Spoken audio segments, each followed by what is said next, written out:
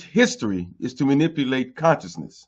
And to manipulate consciousness is to manipulate possibilities. And to manipulate possibilities is to manipulate power. Welcome to the show.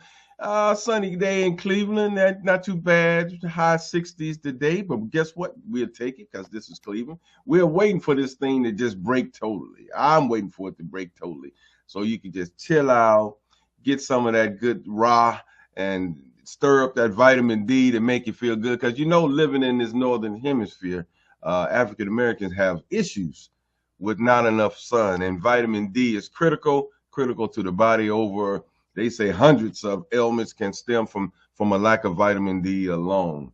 But do our doctors tell us about that? That is the question. So that's why you need to know your physiology and your makeup. I just want to remind you guys that the Inner City Juneteenth Coalition, along with the Carter G. Woodson Project, is hosting that annual Juneteenth affair in downtown Cleveland. That's the last Saturday of June, the 29th. Y'all come on out and support. It's the original Juneteenth celebration downtown. We didn't have to get permission from nobody to do it. We've been doing it 10, 12 years. So come on out and show your support. You can give me a call if you want to be a vendor. You want to just come on down and patronize us, and you want to be in the parade. I also want to remind you, too, the 23rd of June, we're going to be at the Mediterranean with the Motherland Connection Touch and Taste of Africa Ball. Come on out there and show your wares. You dust off that old dashiki that you got in the closet that you ain't worn in a while, and come on out and partake in some West African food as well. So we had a great time last year. Make sure you come on out this time. You don't want to miss it. So give me a call, 216-323-6155, 216-323-6155. And in the remote studio, we got our good brother Vince. What's going on, Vince? Just a quick update on Larchmere Arts. We're going to have a jam session there this evening. It's not one that everybody in Cleveland is going to show up for, but I've invited a few musicians to come and I guess have fellowship this evening. So we're going to play some music. I've got a drummer that's coming in. We've got a few horn players, a couple of guitarists. So we're looking to have a good time tonight. So I'm coming to bring my drum, man. No, come on, man, bring your drum. We got a couple of vocalists as well. I'm really excited about today's show. It is a continuation of the show that we did last week. We were privileged to have with us Brother Michael Imhotep. And I got to tell you, bro, I had to listen to the broadcast again. I had 3 hours to kill on my ride back from Chillicothe from Mother's Day. So I just put the show on and I listened, and I was just, again, to use the term that I used last week, I was blown away by what we learned. So I got my pen, I got some paper. I'm going to be taking some notes, and I just want the listening audience and the viewing audience to prepare themselves for the history lesson that they are going to get today. I don't want to read the whole bio, but I do want to give folks a sense of who this brother is. Michael Imhotep is the founder of the African History Network and the host of the African History Network show, which you can see at, I guess it's Sundays. Right. And this could be wrong, so I'll let you correct that. But I do know that you have been on 9:10 a.m., the Superstation, WFDF in Detroit. You're a historian, radio show host, researcher, lecturer, and writer, and you have been a panelist on the Roland Martin Unfiltered Daily digital show that airs online. And you also have a YouTube channel, so you've got a nice footprint in the digital world, and you're doing what you can to bring folks up to date with history, and also you deal with current events. Today we're going to talk about our brother Malcolm X in light of the fact that tomorrow is the anniversary of his birth. We're also going to talk about the good brother, Dr. Martin Luther King, because as we said last week, as Dr. King's life evolved, he was getting closer and closer to being in alignment with what Brother Malcolm was bringing. And I'm sure you can give us some insight on that. So with all that said, welcome to 360 Info Network, brother. Hey, thanks for having me back again, brothers. How y'all doing today? Okay, good. And we're live on the radio now too, right? We're live on WERE AM 1490 WERE And Right. we are also streaming live to Facebook and YouTube. I guess, Brother Imhotep, we're Yeah. streaming live to your audience, and Brother Yes. Hamtonio, the Journey with Hamtonio on YouTube, streaming live to that platform. And we're also on 2 different Facebook channels as well. So we got a lot of the bases covered, and we definitely Absolutely. want to get the word out, to folks who don't know the things that we are going to talk about today. Absolutely. Absolutely. And also, before we get into the discussion, I want to let everybody know, visit my website, AfricanHistoryNetwork.com, AfricanHistoryNetwork.com. More information is about me there and the online history classes that I teach, because I'll be teaching one today, 4 p.m. Eastern Standard Time, Saturday, 4 p.m. Eastern Standard Time. But, brother, this is a very important discussion. This is the May 19th will be the 99th birthday of El-Hajj Malik El-Shabazz, Malcolm X. And Malcolm X was a revolutionary. He is a very much misunderstood figure in African-American history, as well as world history, if you actually understand the trajectory of Malcolm's life, especially Malcolm after he officially separates from the Nation of Islam, March 8th, 1964. As we talked about on last week's show, toward the end of both of their lives, their ideologies were converging. So it wasn't a situation where Dr. King was moving closer toward Malcolm's ideology. Malcolm's ideology was moving closer toward Dr. King's as well. And one of the best books for decades that dealt with this convergence of their ideologies was this one here by James H. Cone, Martin, Malcolm, and America, or a Dream or a Nightmare. Martin, Malcolm, and America, a Dream or a Nightmare. And I read this back in 1994. When I was in college. We know James H. Cone was known as the father of Black liberation theology. And we see that Malcolm gets involved in the civil rights movement. He joins the civil rights movement when he leaves the Nation of Islam. And when he met Dr. King for the first and only time, March 26, 1964, he tells Dr. King, "I'm throwing all of my effort into the heart of the civil rights movement." Now, they only met for a couple of minutes, but when we look at Malcolm's actions after that and the trajectory after that, we see him getting involved in the civil rights movement. We see in his Ballad of the Bullet speeches, he delivers it March 29th, 1964, the Audubon Ballroom in Washington Heights, New York.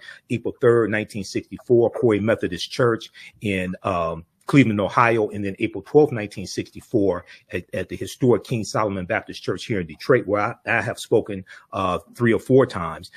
He talks about interjecting Black nationalism into the civil rights movement and radicalizing the civil rights movement. Okay, he does this in the speeches. And then we know he forms the Organization of Afro-American Unity. And when you read his speech, June 28th, 1964, which is called By Enemies Necessary, that's what it's ostensibly called, By Enemies Necessary.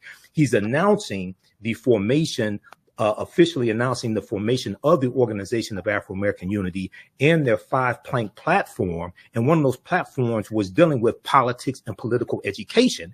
And he talks about registering African Americans in Harlem, New York as independents. Okay. So when he leaves the nation, he really emphasizes the need for control of the politics in your community, in addition to controlling the economics and the education in your community. But he also talks about the importance of voting and voting strategically and being an educated voter, as opposed to just voting for a D or an R. That's really interesting when you talk about the importance of voting. There are some folks in the conscious community that kind of push back and say that everything is manipulated and it's a waste of your time. You don't really have a vested interest in the political system. I'm sure that you would disagree with that. Could you talk more about the importance of engagement in the political process through voting? Absolutely. Well, first of all, we have to understand that politics is the legal distribution of scarce wealth, power, and resources, and the writing of laws, statutes, ordinances, amendments, and treaties, their adoption, interpretation, and enforcement.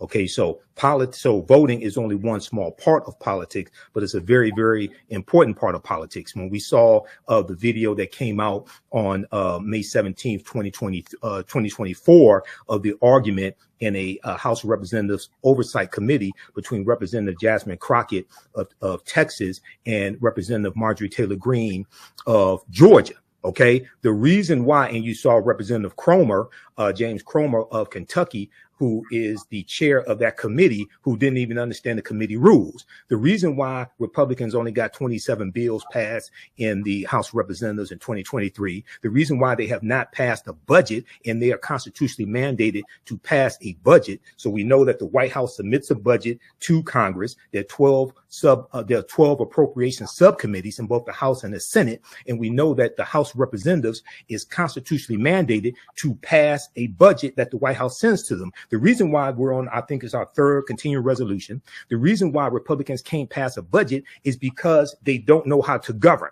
This is the chaos caucus. Well, the reason why they were able to take control of the House is because it came down to about 7,000 votes and a handful of races. Lauren Boebert of Colorado, she won her race on recount by about 546 votes. Razor thin margins. That's the difference between Representative Mike Johnson, Republican from Louisiana, who led the charge in the House of Representatives to push the big lie, okay, to push the stolen election lie. That's the difference between him being Speaker of the House of Representatives and Representative Hakeem Jeffries being Speaker of the House of Representatives. When you look at what they were able to accomplish, say in the first 2 years of the Biden-Harris administration, they got a $1.9 trillion American Rescue Plan passed that saved the economy. You've had 15 million jobs that have created 15 million plus jobs. 2.6 million of those jobs went to African Americans. Last time I checked, that was 17% and with 13.5% of the population. You have the fastest growth rate of African American owned businesses right now under the Biden-Harris administration. You have the lowest unemployment rate in 2023 since 1972, since the unemployment rate was calculated by race. Okay, so when we look at policies that they have been able to get passed, and then you look at what's happened since Republicans have taken control of the House of Representatives, you see a stark difference. And you see obstructionists, everything from the attack on critical race theory, that's dealing with politics. I talk about how Donald Trump, September 2020, there was a memo, there was an executive order he actually did that banned using critical race theory when it came to training federal employees. This is what really unleashed this whole critical race theory backlash, which then we see codified into policy coming out of Florida, attacking the advanced placement social studies standards when it comes to African American history. And we see other attacks on African American history throughout, especially these former Confederate states. So all of this deals with politics. So what we have to understand, I deal with a principle that I created called political self-defense. We have to understand whose policies are most beneficial for African Americans, whose policies will do the least amount of harm, who will create an environment for us to push our agenda the farthest and get the most accomplished. Now, for you to have an agenda, you have to understand history, economics, law, and politics.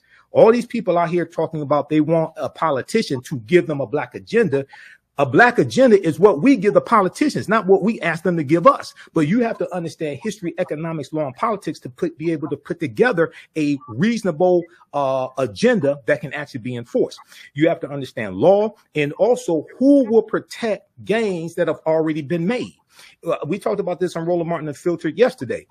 The overturning of Roe versus Wade, which deals with women's reproductive rights. This goes way beyond just abortion rights. This deals with women's reproductive rights. The striking down of affirmative action when it comes to college admissions. Okay, all this deals with the 6-3 conservative Supreme Court that Donald Trump was able to put in place, which goes back to the 2016 presidential election. He got three conservative Supreme Court justices confirmed. Okay, and he got 226 federal judges confirmed. These are lifetime appointments.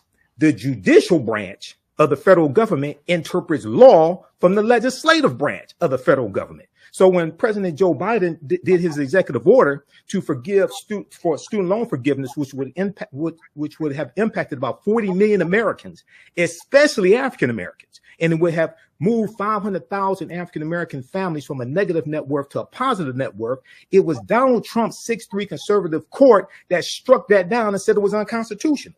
Now, so the people in 2016 who said they weren't voting for Hillary Clinton because they didn't like that witch, they didn't understand what the alternative was, which was Donald Trump, the Heritage Foundation, the Federalist Society, which were two right-wing conservative think tanks who gave Trump lists of federal judge nominees and names for the Supreme Court This is where they came from. Okay. So we have to understand political self-defense, how all these dots are connected and how to defend against this, how to play offense and defense at the same time. And many of us don't understand the dots exist in the first place.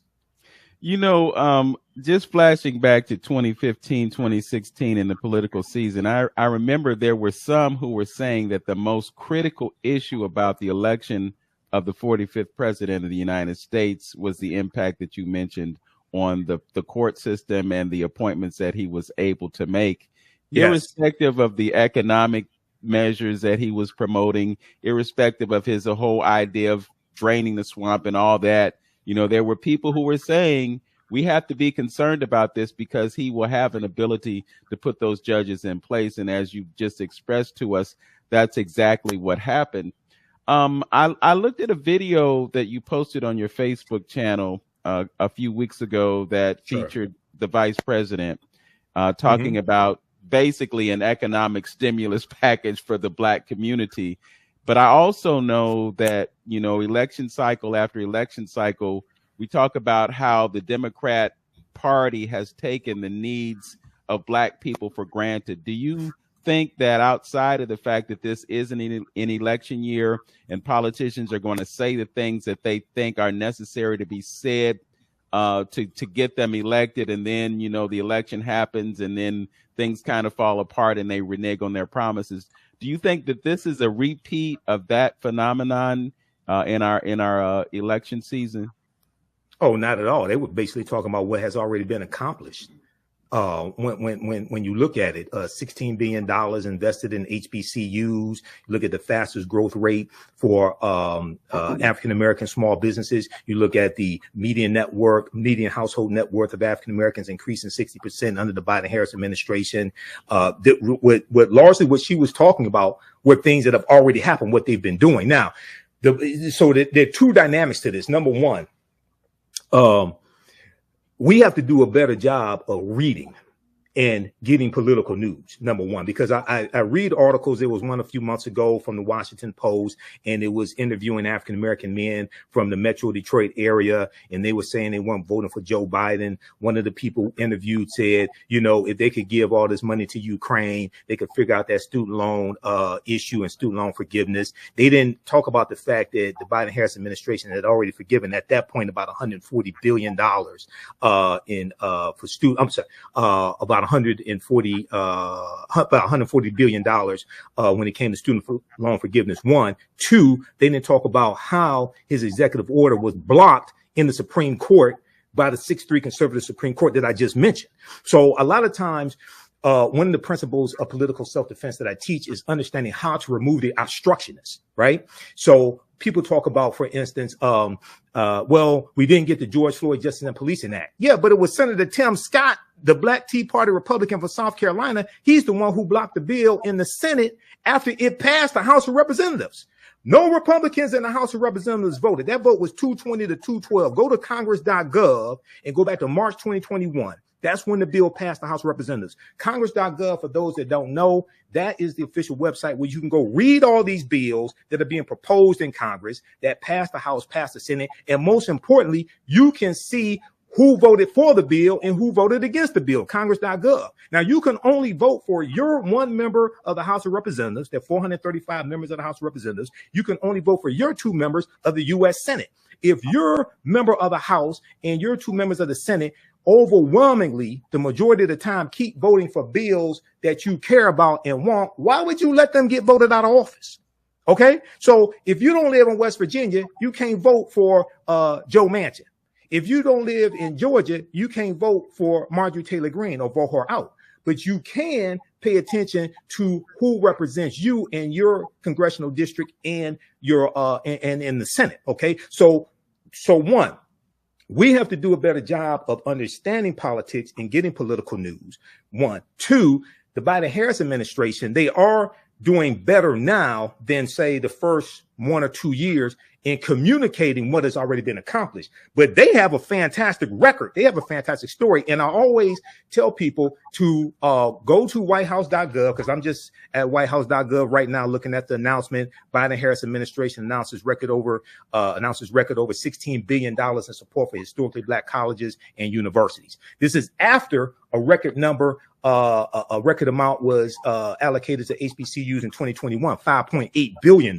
Okay, but go to whitehouse.gov, which is the official website of the White House, and read their fact sheet, which deals with how the policies of the Biden-Harris administration are helping the African-American community. The last time it was updated, February 27, 2023, it was 36 pages when I printed it out. And they take you through category by category. Now, overwhelmingly, most of those policies are voted against by Republicans, one, or they are totally against them. Like, Republicans are against student loan forgiveness. Okay. And then you have 5 Republicans in the Senate, including Mitt Romney, who try to get a bill passed to strip President Biden of the ability to forgive student loans. So this is about self-preservation for African Americans. And the policies that are good for African Americans are good for America in general. Well, you know, it's interesting as we have this conversation and we look at the impact that the World Economic Forum wants to have on a global economy. We look at the possibility of the implementation of central bank digital currencies. You brought up legislation. I know that there are some pro-crypto bills that are going through the House and the Senate right now. And what's interesting is that you have bipartisan support, but you also had Executive Order 14067, I believe, and it was a bill that it was an executive order that the president used to advance the study of cryptocurrency. So now the Republicans are seeing that with the movement of assets from the previous model to the new model, because now we're talking about digitizing and tokenizing assets. We've got companies like BlackRock who have been successful in obtaining an ETF for Bitcoin. They're also looking at, in the very near future, an ETF for Ethereum. We're seeing a massive transfer of wealth from those who don't have it to those who do have it, those who have an interest in maintaining it. The mantra of the World Economic Forum is you will own nothing and be happy, which is why I found it so ironic that the vice president was talking about providing these $25,000 down payment assistant products to people who are interested in obtaining homes. But really, the global agenda is that no one will own a home. We're looking at this whole idea of 15-minute cities. They're trying to bring folks together in urban locations, pushing folks away from living in rural areas. So there are a lot of things that are going on a global scale. And I think last week we also talked about the BRICS and the impact that that's going to have on our economy. The reason that I mentioned to you in our conversations about what we talk about today is that this whole shift, this digital shift, it's in progress right now. And if we don't get a handle on it, we're going to be on the outside looking in when it comes to home ownership, when it comes to ownership of commodities in general.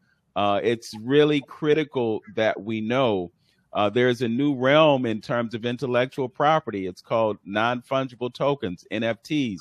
These things, right, they're being rolled out as we speak. So I know that you have that master's in business administration and everything. I have a bachelor's degree in business administration. I've been studying business for 30 years. I have probably had the equivalent to a master's, but I've taught entrepreneurship for 7 years. But yeah, go ahead. Right. Well, you know, entrepreneurship is definitely critical to the success of our race. You know, Brother Hamptonio and I talk about this all the time. You know, integration was one of the worst things that happened in our community because somehow we got the idea that the white man's ice was colder than ours. You know, we started shopping at their stores instead of shopping at our own. I mean, you look at a place like Glenville, you know, you referenced the speech that was given by Malcolm X on, I believe, I think you mentioned it was April 3rd. Yeah, in Cleveland. Yeah, Corey Methodist Church in Cleveland. Yes. Which is right down the street from where I live. I could literally walk to Corey Methodist Church in Sure. about 10 or 15 minutes. But that area of Cleveland was an area that was thriving with Black business. And after you had the uprisings of Huff and the Glenville uprising, then there was this paradigm shift. And what happened was we kind of got immersed in this idea that we could shop at their stores, and we closed our own. And so we lost the entrepreneurial edge that we had. You know, it's really kind of ironic, Michael, that we had this diminishing of Black business, and at the same time you had a diminishing of the Black family statistically in certain ways, because historically Black folks were the ones that were getting married and staying married, you know. And then after this happened, you know, things kind of fell apart, to quote Chinua Achebe. Yeah, a few things here. So, number one, the real fight during the civil rights movement was not for integration, it's for desegregation. Okay, when we actually understand the history, we wanted full access, we wanted equal access, we wanted all of our rights now. We wanted first-class citizenship, because after we had fought in all the wars, after we fought in World War I, after we fought in World War II, when you look at what those brothers were fighting for when they came back home after World War I, they were called the New Negro. Okay, they were fighting for first-class citizenship. They were fighting against the lynchings. They were fighting for federal anti-lynching bills, things of this nature. When we look at the way the story is told post-history is that we just stopped shopping at our stores. That's why they closed. But when you do a deep analysis of that, that may be a contributing factor here and there. But what gets left out is the U.S. Interstate Highway Acts of 1952 and 1956 that drove 41,000 miles of interstate highways all across the country. They ran throughout 1,600 African-American communities, displaced about 1 million people, wiped out a lot of our businesses, wiped out a lot of our homes. Secondly, what you also had was you had a disruption when it came to cooperatives that we had going back into the early 1900s, 1920s, 1930s, et cetera. Because a lot of and we talked about this last week, if people read the book Collective Courage by Dr. Jessica Gordon Emhart, which deals with our history engaged in cooperative economics, the co-ops that we had, whether it was the Colored Merchants Association in 1928, the Colored Farmers Union in the 1880s in Texas, which grew to 1.2 million people. The Colored Farmers Union had to be disbanded after 5 years because of death threats that they were getting and violence inflicted upon them. So we had two main dynamics, well, maybe three main dynamics. One, you had a disruption in our communities, which was called Negro removal, okay, or urban renewal, or Negro removal, which disrupted our communities. Okay, one. Two, you also have what's taking place when we shift from what I call the cooperative model, and then many of us had good intentions, but a lot of us started learning white business principles, either at white business schools or possibly at HBCUs that taught white business principles. And we started bringing those white business principles and a white capitalistic idea. We started bringing those into the African-American community, getting away from the cooperative model. Okay. And even though you can learn some positive things in white business schools, there's some positive things you can learn. But when we deal with how we were able to succeed economically, historically, it was through the cooperative model, where you have groups of people who are owners of the entity, as opposed to, say, a sole proprietorship or even an LLC where you may have 2 or 3 people. So it's and also the purpose of the businesses as well is different. So with the cooperative model, the purpose is to provide services really for the community, to empower the community, as opposed to trying to create the next millionaire, things like this. If you create a millionaire, that's fine, but you're really putting the people ahead, the needs of the people ahead of individual gains. So when you have those dynamics, now you talked about the decline in the family, right? Well, yes, we have very high marriage rates, and you had Candace Owens putting out this myth and other people saying that, it was the President Lyndon Johnson and fighting against poverty and welfare and things like this that caused a decline in the family. That's not true. First of all, if you look at King versus Smith, 1968 U.S. Supreme Court case, that outlaw was called the man in the house rule, dealing with the welfare laws at the state level, not the federal level, welfare laws at the state level in some states that said you cannot have a man in the house. I did a video, it's on my YouTube channel, where I take you through that U.S. Supreme Court case and break that down, because most people, when they say that, don't talk about that. One. Two, welfare was created not by Lyndon Baines Johnson. Welfare was created in 1935 under President Roosevelt, and that was created for white women. Okay, that was part of the Social Security Administration Act. So if you go back and look at that history, and then we see, yes, you start having the decline in marriage after about 1960. But what people leave out is June 17th, 1971, when a president named Richard Nixon declared his war on drugs. The war on drugs began with Richard Nixon in 1971, and we saw the U.S. prison population quadruple from 1970 to 1993. It went from about 300,000 to 1.3 million. If people go to the U.S. Bureau of Prison Statistics, I think it is, or Bureau of Prison Statistics.gov, you look at the U.S. prison populations from 1970 to 1993 and on. Okay, so you do see a decline in the marriage rate. All right, but there are a number of contributing factors to that. One of those contributing factors would be the law that came out of California about 1969 that made it much easier to get a divorce based upon irreconcilable differences. That law was signed into law by a governor named Ronald Reagan, who went on to become president. And then versions of that law went around the country to various states. So they're contributing factors that we see to that. But as I always talk about, the African-American family was attacked. The African-American family was attacked. The war on drugs, the deindustrialization of the inner city. If you read this book right here, so this book people started referencing when we had the fake takeover of city government here in the city of Detroit. Okay, back around 2010, I think it was or so.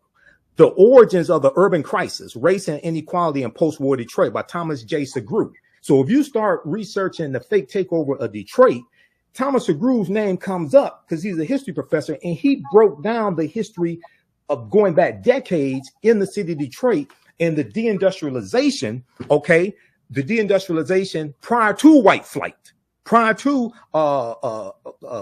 Coleman Alexander Young becoming mayor in 1974.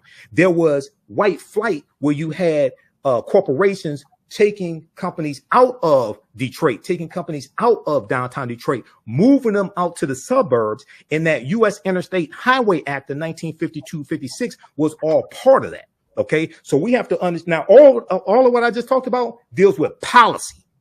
All of that deals with law. So when we start understanding this history, and I say we have to understand history, economics, law, and politics, then we start seeing how all these things that are floating around in the atmosphere and we see headlines about in the news impact us at the ground level. You know, it's interesting, too, when you talk about deindustrialization, the folks who have the money and run these companies have found ways to save money on labor.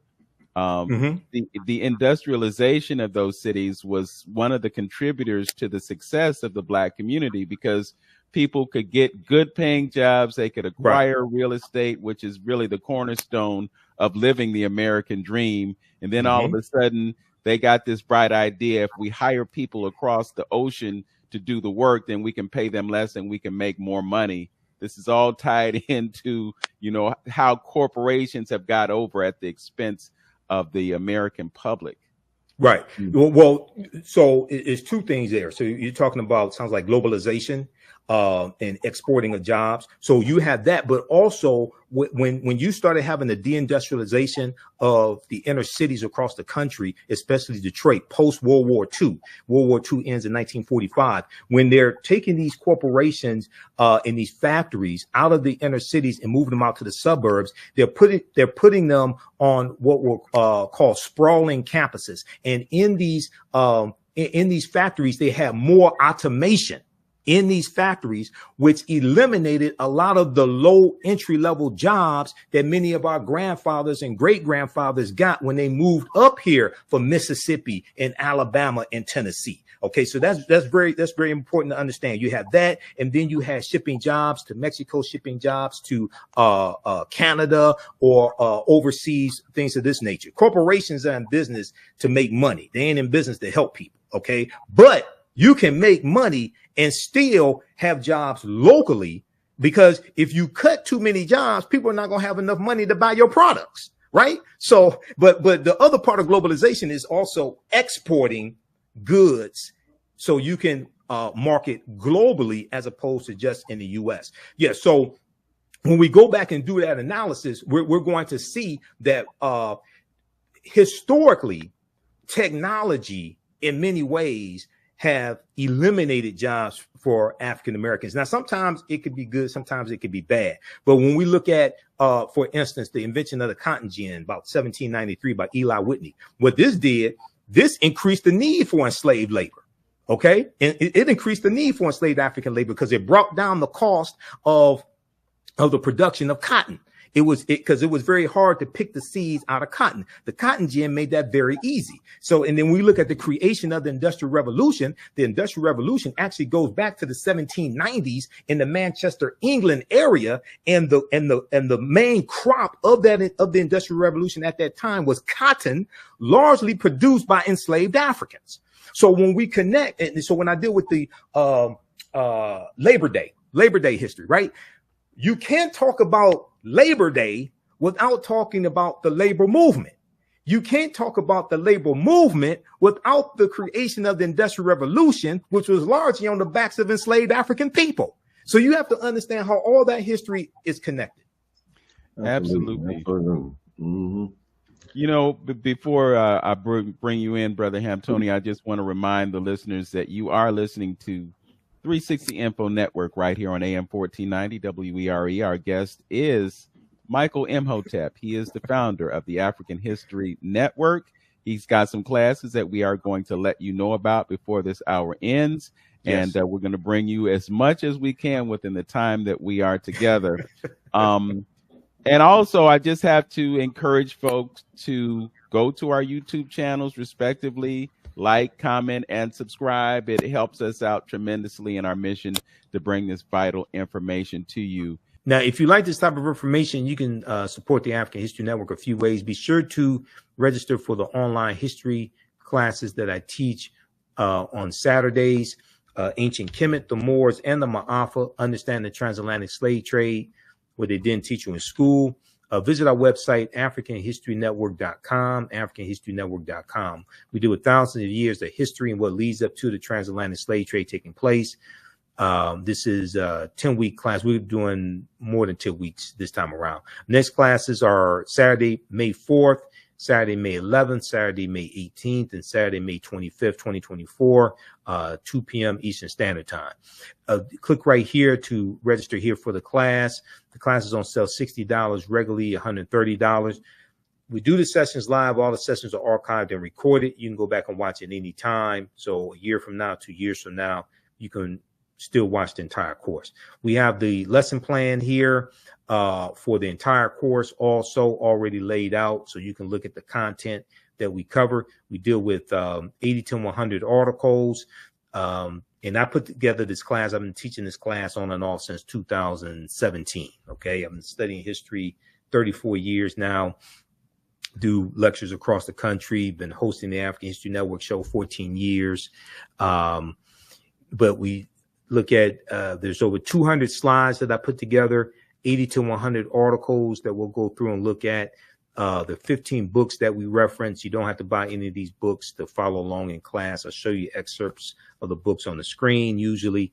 And we look at video clips of interviews I've done with historians like Professor James Small, Professor Kabahai Wapakamane, Anthony Browder, who wrote Nile Valley Contributions to Civilization, which is one of the books we use in the class, Runoko Rashidi, who wrote Black Star, The African Presence in Early Europe, which is another book that we use in the class. Okay, so you can register for this. This content is PG-13. You can use this information with your children as well. Visit our website, AfricanHistoryNetwork.com. AfricanHistoryNetwork.com. Okay, and we'll post the link here. The link's in the thread of this broadcast.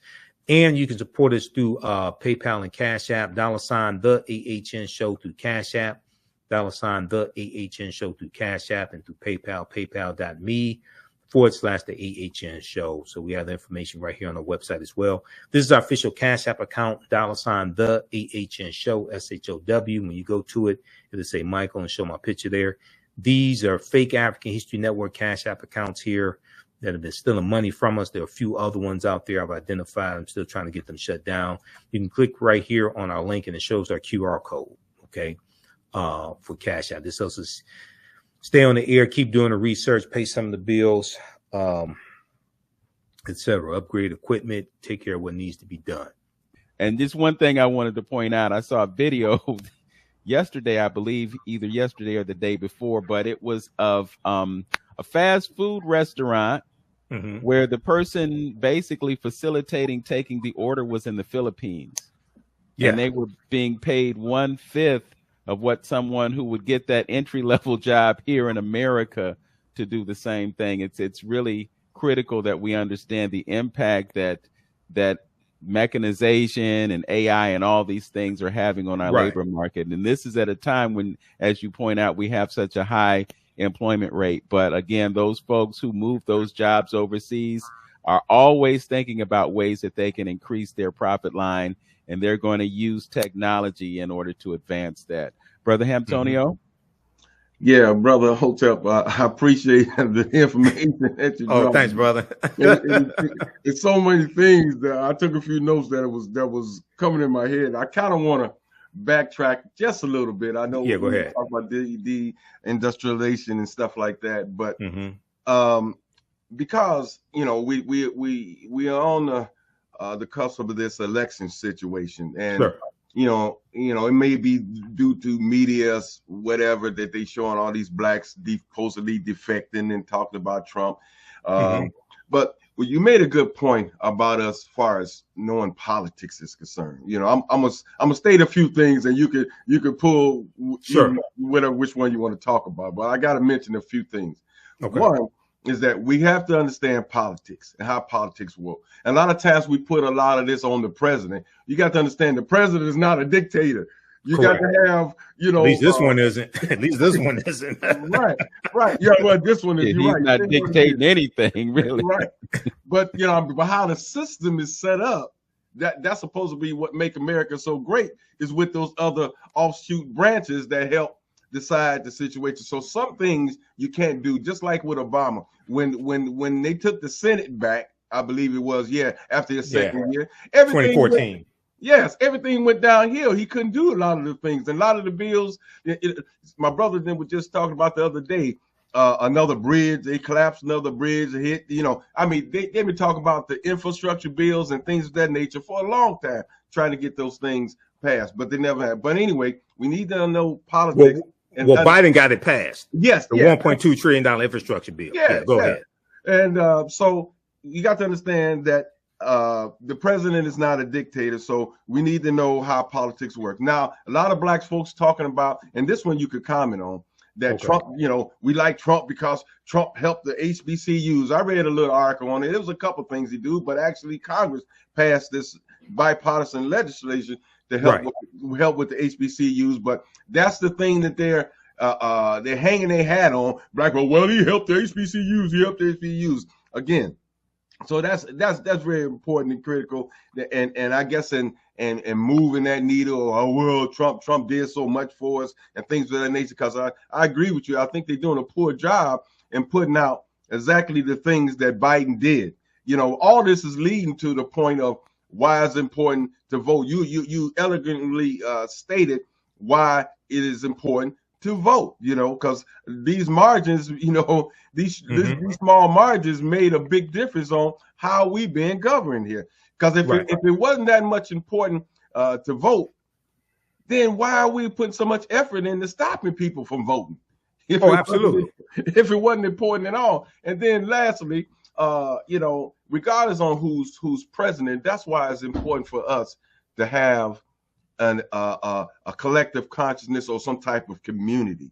If you don't have an agenda with things that benefit you as a people and as a community, it don't make no difference on who's in power, because people will walk over you and you won't never get anything done. So if you don't have some type of community to where your politicians can listen to you to press your agenda and stand up collectively with your agenda, then nobody's not going to pay you in any condition,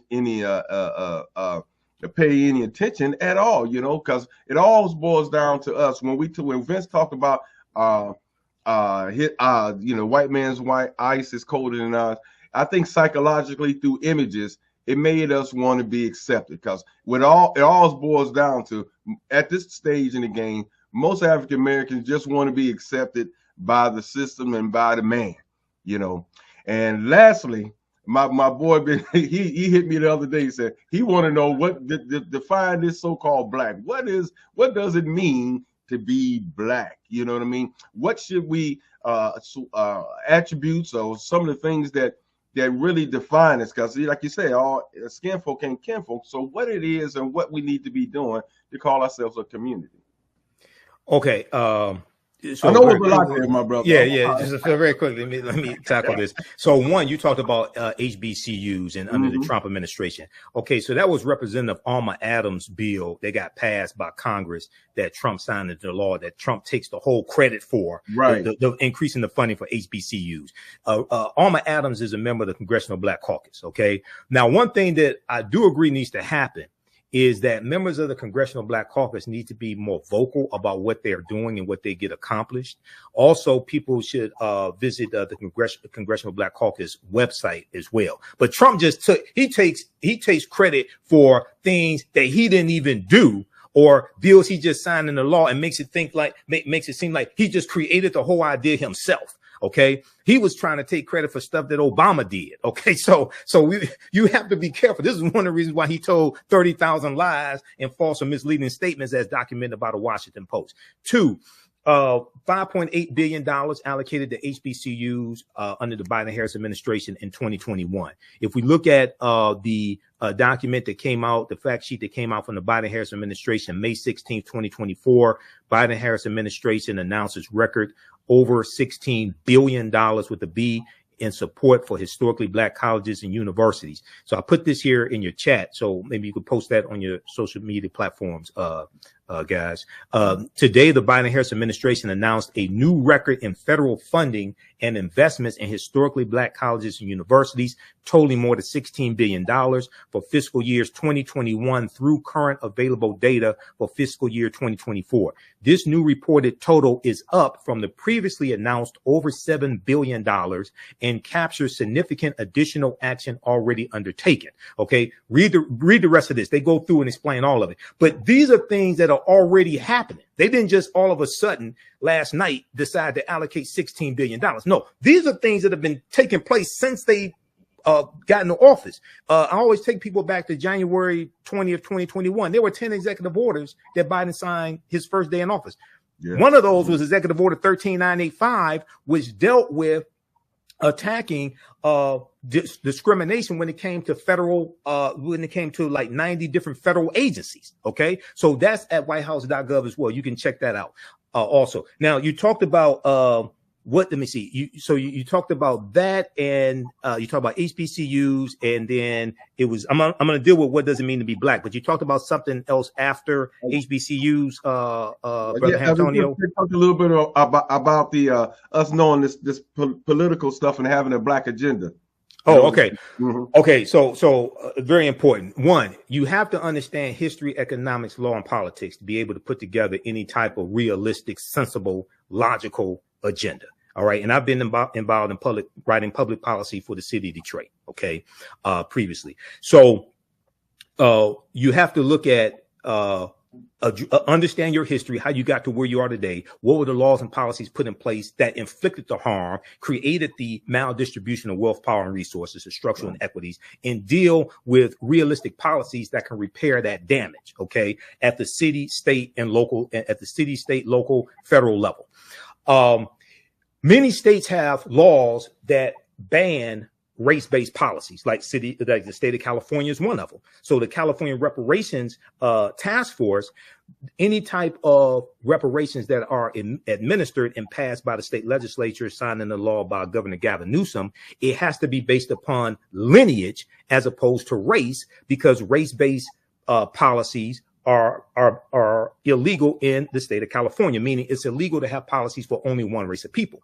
At the federal level, you have a similar law. It's Title VI of the 1964 Civil Rights Act, Section 601, non-discrimination in federally assisted programs. I learned this being involved in writing public policy for the city of Detroit. And our corporate counsel told us that it's illegal to write policies that are only for African Americans. So we had to craft the legislation that was for Detroit-based residents. You had to live in Detroit. And at the time, Detroit was like 85% African American. Okay. So anybody that thinks that they're going to be able to get reparations only for African Americans, unless it's based upon lineage, they're lying to you, because they don't understand federal law. And you can, I tell everybody, go to archives.gov, which is the U.S. National Archives, read the 1964 Civil Rights Act, go to Section 601, Title VI, and you can read it for yourself. Or you can just Google, why are race-based policies illegal at the federal level? That's the first thing that's going to come up. So you have to be able to understand law to be able to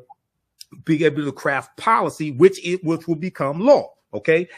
2, I'm neither Democrat nor Republican, but I sure as hell ain't stupid. I can see whose policies I can see who keeps voting against our own interests overwhelmingly. It doesn't mean I agree with everything Democrats do. Okay. Some should be voted out of office, but overwhelmingly I agree with their policies more than Republicans' policies. Okay. 2, read the U.S. Constitution, because if you don't understand the U.S. Constitution, you won't understand most of this, even at the local level, because the 10th Amendment to the U.S. Constitution gives states rights. So rights that are not enumerated in the Constitution go to the state level, which is why when it comes to policing, states have more control over policing than the federal government does. Okay. A lot of people don't know this. They keep looking to the president for this bill, that bill. Yes, the George Floyd Justice and Policing Act would have been good, but you got more control over policing at your local level. And one of the things that needs to happen is there has to be a clarion call to African Americans to apply to police departments and get these jobs that are available and become the type of officers we keep saying we want to see. Yes. There's a nationwide shortage of police officers right now. Perfect. And most of these civil rights organizations, social justice organizations are not telling African Americans, look, if you want officers who will respect people's humanity, de-escalate situations, only use lethal force when it's absolutely necessary. If you want those type of officers, you can apply and get these jobs right now. But oftentimes we confuse activity with productivity. And we keep getting involved in marches and protests, but don't understand power acquisition. You can right now apply for these jobs and gain power in these police departments. Okay, so all this comes together. Now, to put together any type of Black agenda, and I tell people, when you deal with, if we go back to 2018, Florida, Andrew Gillum against Ron DeSantis, right? You had some quote unquote woke conscious African Americans who said they weren't going to vote for Andrew Gillum because they said he didn't have a Black agenda. I told them Ron DeSantis has a Black agenda. He has an anti-Black agenda. And an anti-Black agenda is even worse than not having a Black agenda. And if you look at what Ron DeSantis has been doing in Florida, the attack on African American studies, you look at the Gestapo-like voter group he put together of law enforcement to go after people who they said voted illegally. And then most of those cases are thrown out. And that was designed to intimidate African Americans and keep us from voting. If you look at what Ron DeSantis has been doing, you'll see he has an anti-Black agenda. So Black agenda is what we put together and present to politicians. 2, a politician does not have to call it a Black agenda. If you, especially if it's a state or federal office, I really don't want them to have on their website Black agenda, because that's going to be attacked more than anything else. You can have the same policies, just take the term Black agenda off of it. The blacker something appears, the more it's going to be attacked and the more it's going to be stopped. You mentioned the Democrats losing control of the Senate. That was 2014. But they lost control of the House in 2010 with the rise of the Tea Party, which was really in opposition to President Barack Obama. And it was really, when you study the policies of the Tea Party, and one of the financial backers of the Tea Party was Jenny Thomas, who's Clarence Thomas' white wife. Okay.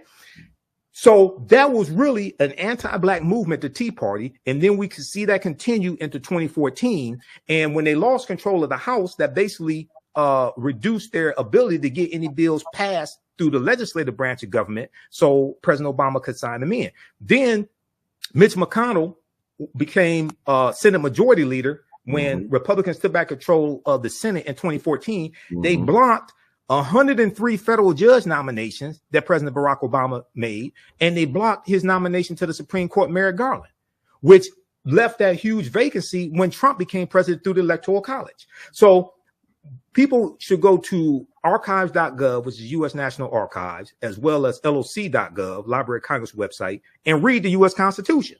Because if you understand the U.S. Constitution, you understand how the Electoral College worked, and the U.S. Constitution created the Electoral College in 1787.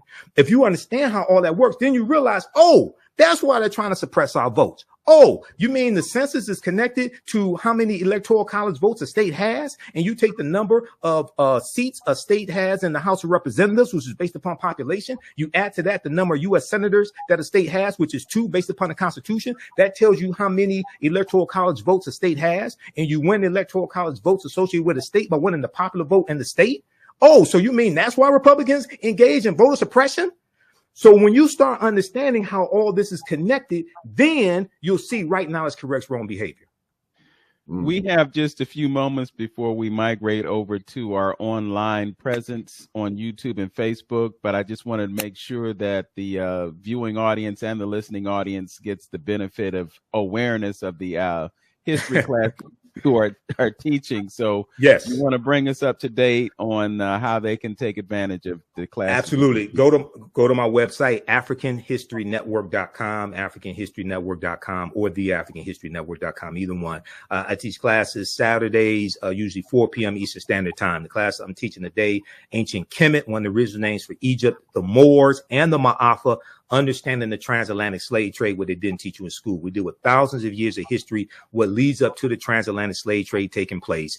We do the sessions live. All the sessions are archived and recorded. You can go back and watch it anytime, even after the course is over with. The content is PG-13. You can use it with your children. There's 80 to 100 articles that I reference. It's a very visual class. There's 200 slides that I show you that I put together. I've been teaching this class since 2007, on and off. And then I have a second class that's going to start, and you'll be able to register for our bundle pack of courses also. We'll talk about that in class today at 4 p.m. Eastern Standard Time. The second class that I teach is called Black Resistance Movements from the Haitian Revolution, U.S. Civil War, Civil Rights Movement, and Black Power Movement, 1800 to 1968. Okay.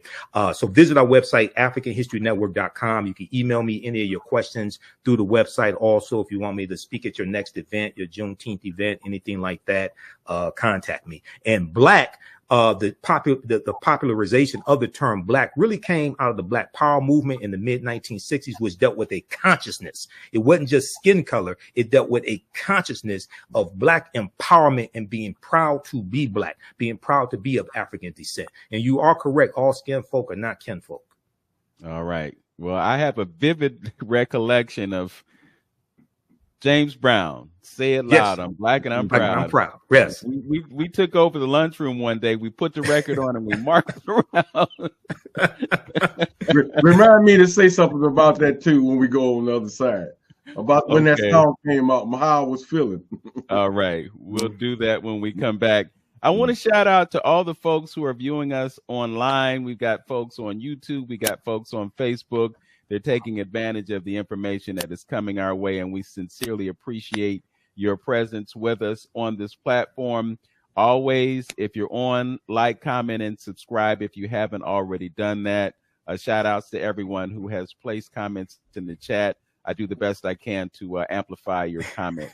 Brother Antonio, any announcement you want to make before we migrate over to our online platform?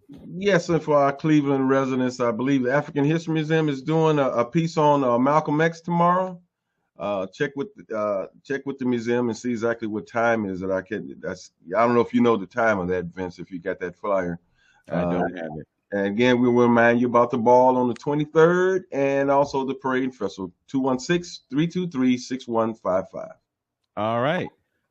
We just want to take this time to thank our engineer. You know, the radio station is going through some changes. They've been actually relocated from their spot over there on Carnegie, and they're now in Independence. So they didn't have phone lines for the past few days, but we were able to facilitate the broadcast, and we sincerely appreciate what he was able to do in order to make sure that we are on the air again. So Tone Harley, big ups, bro. We really, really appreciate you.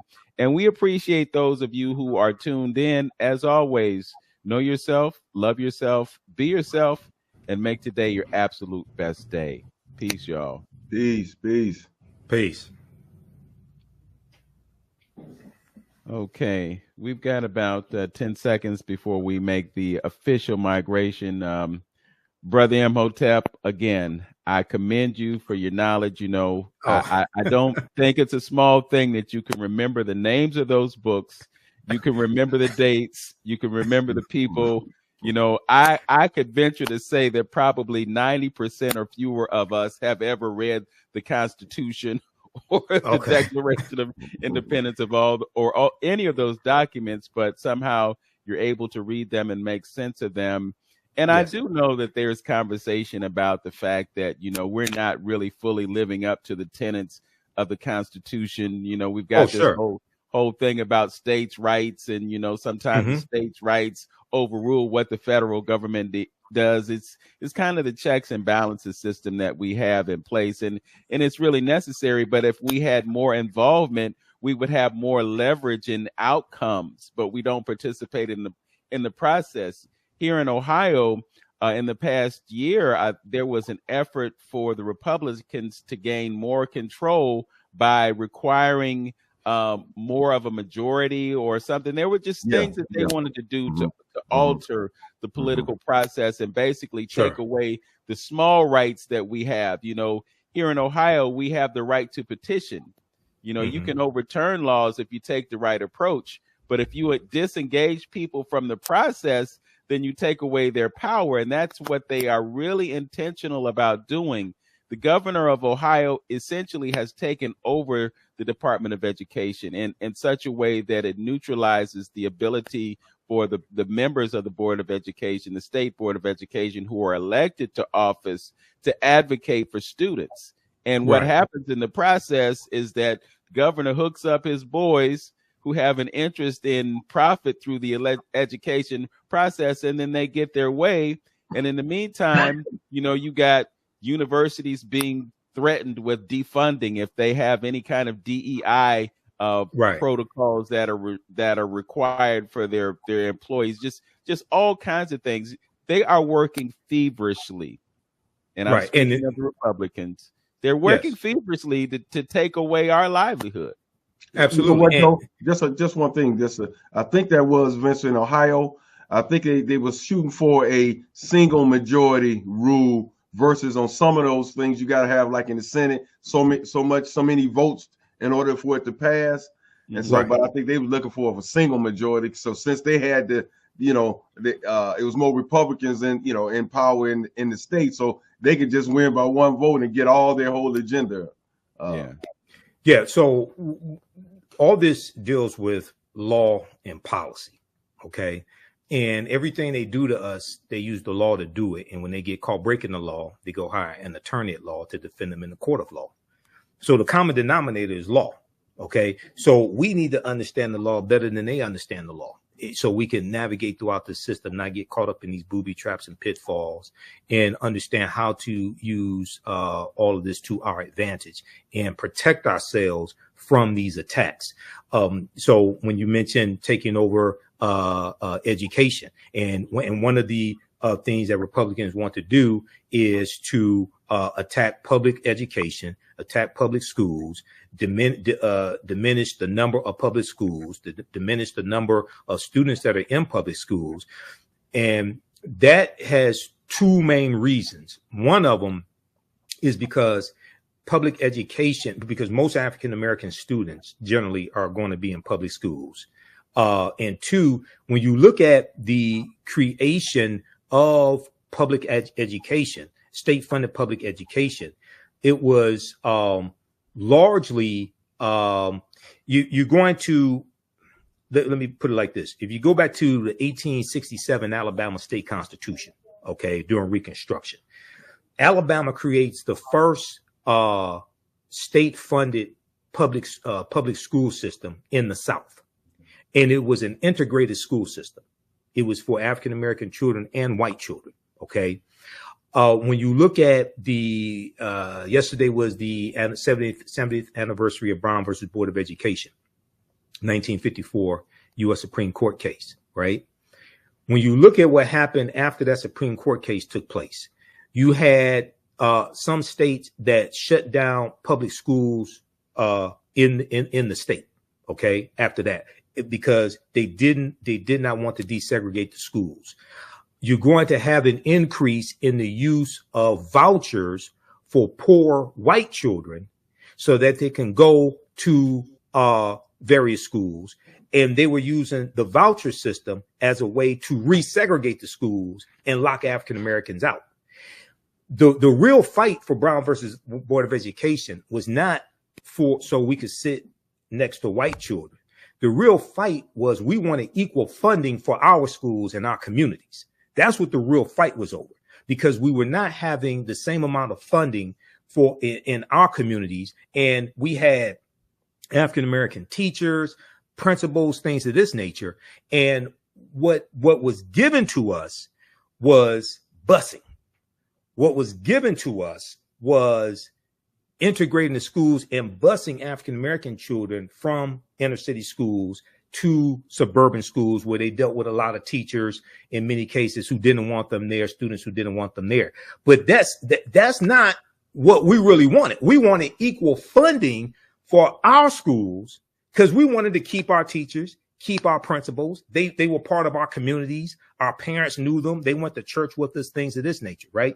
But one of the reasons why we continue to see this attack on public education is because the teachers unions across the country are some of the biggest donors to the Democratic Party.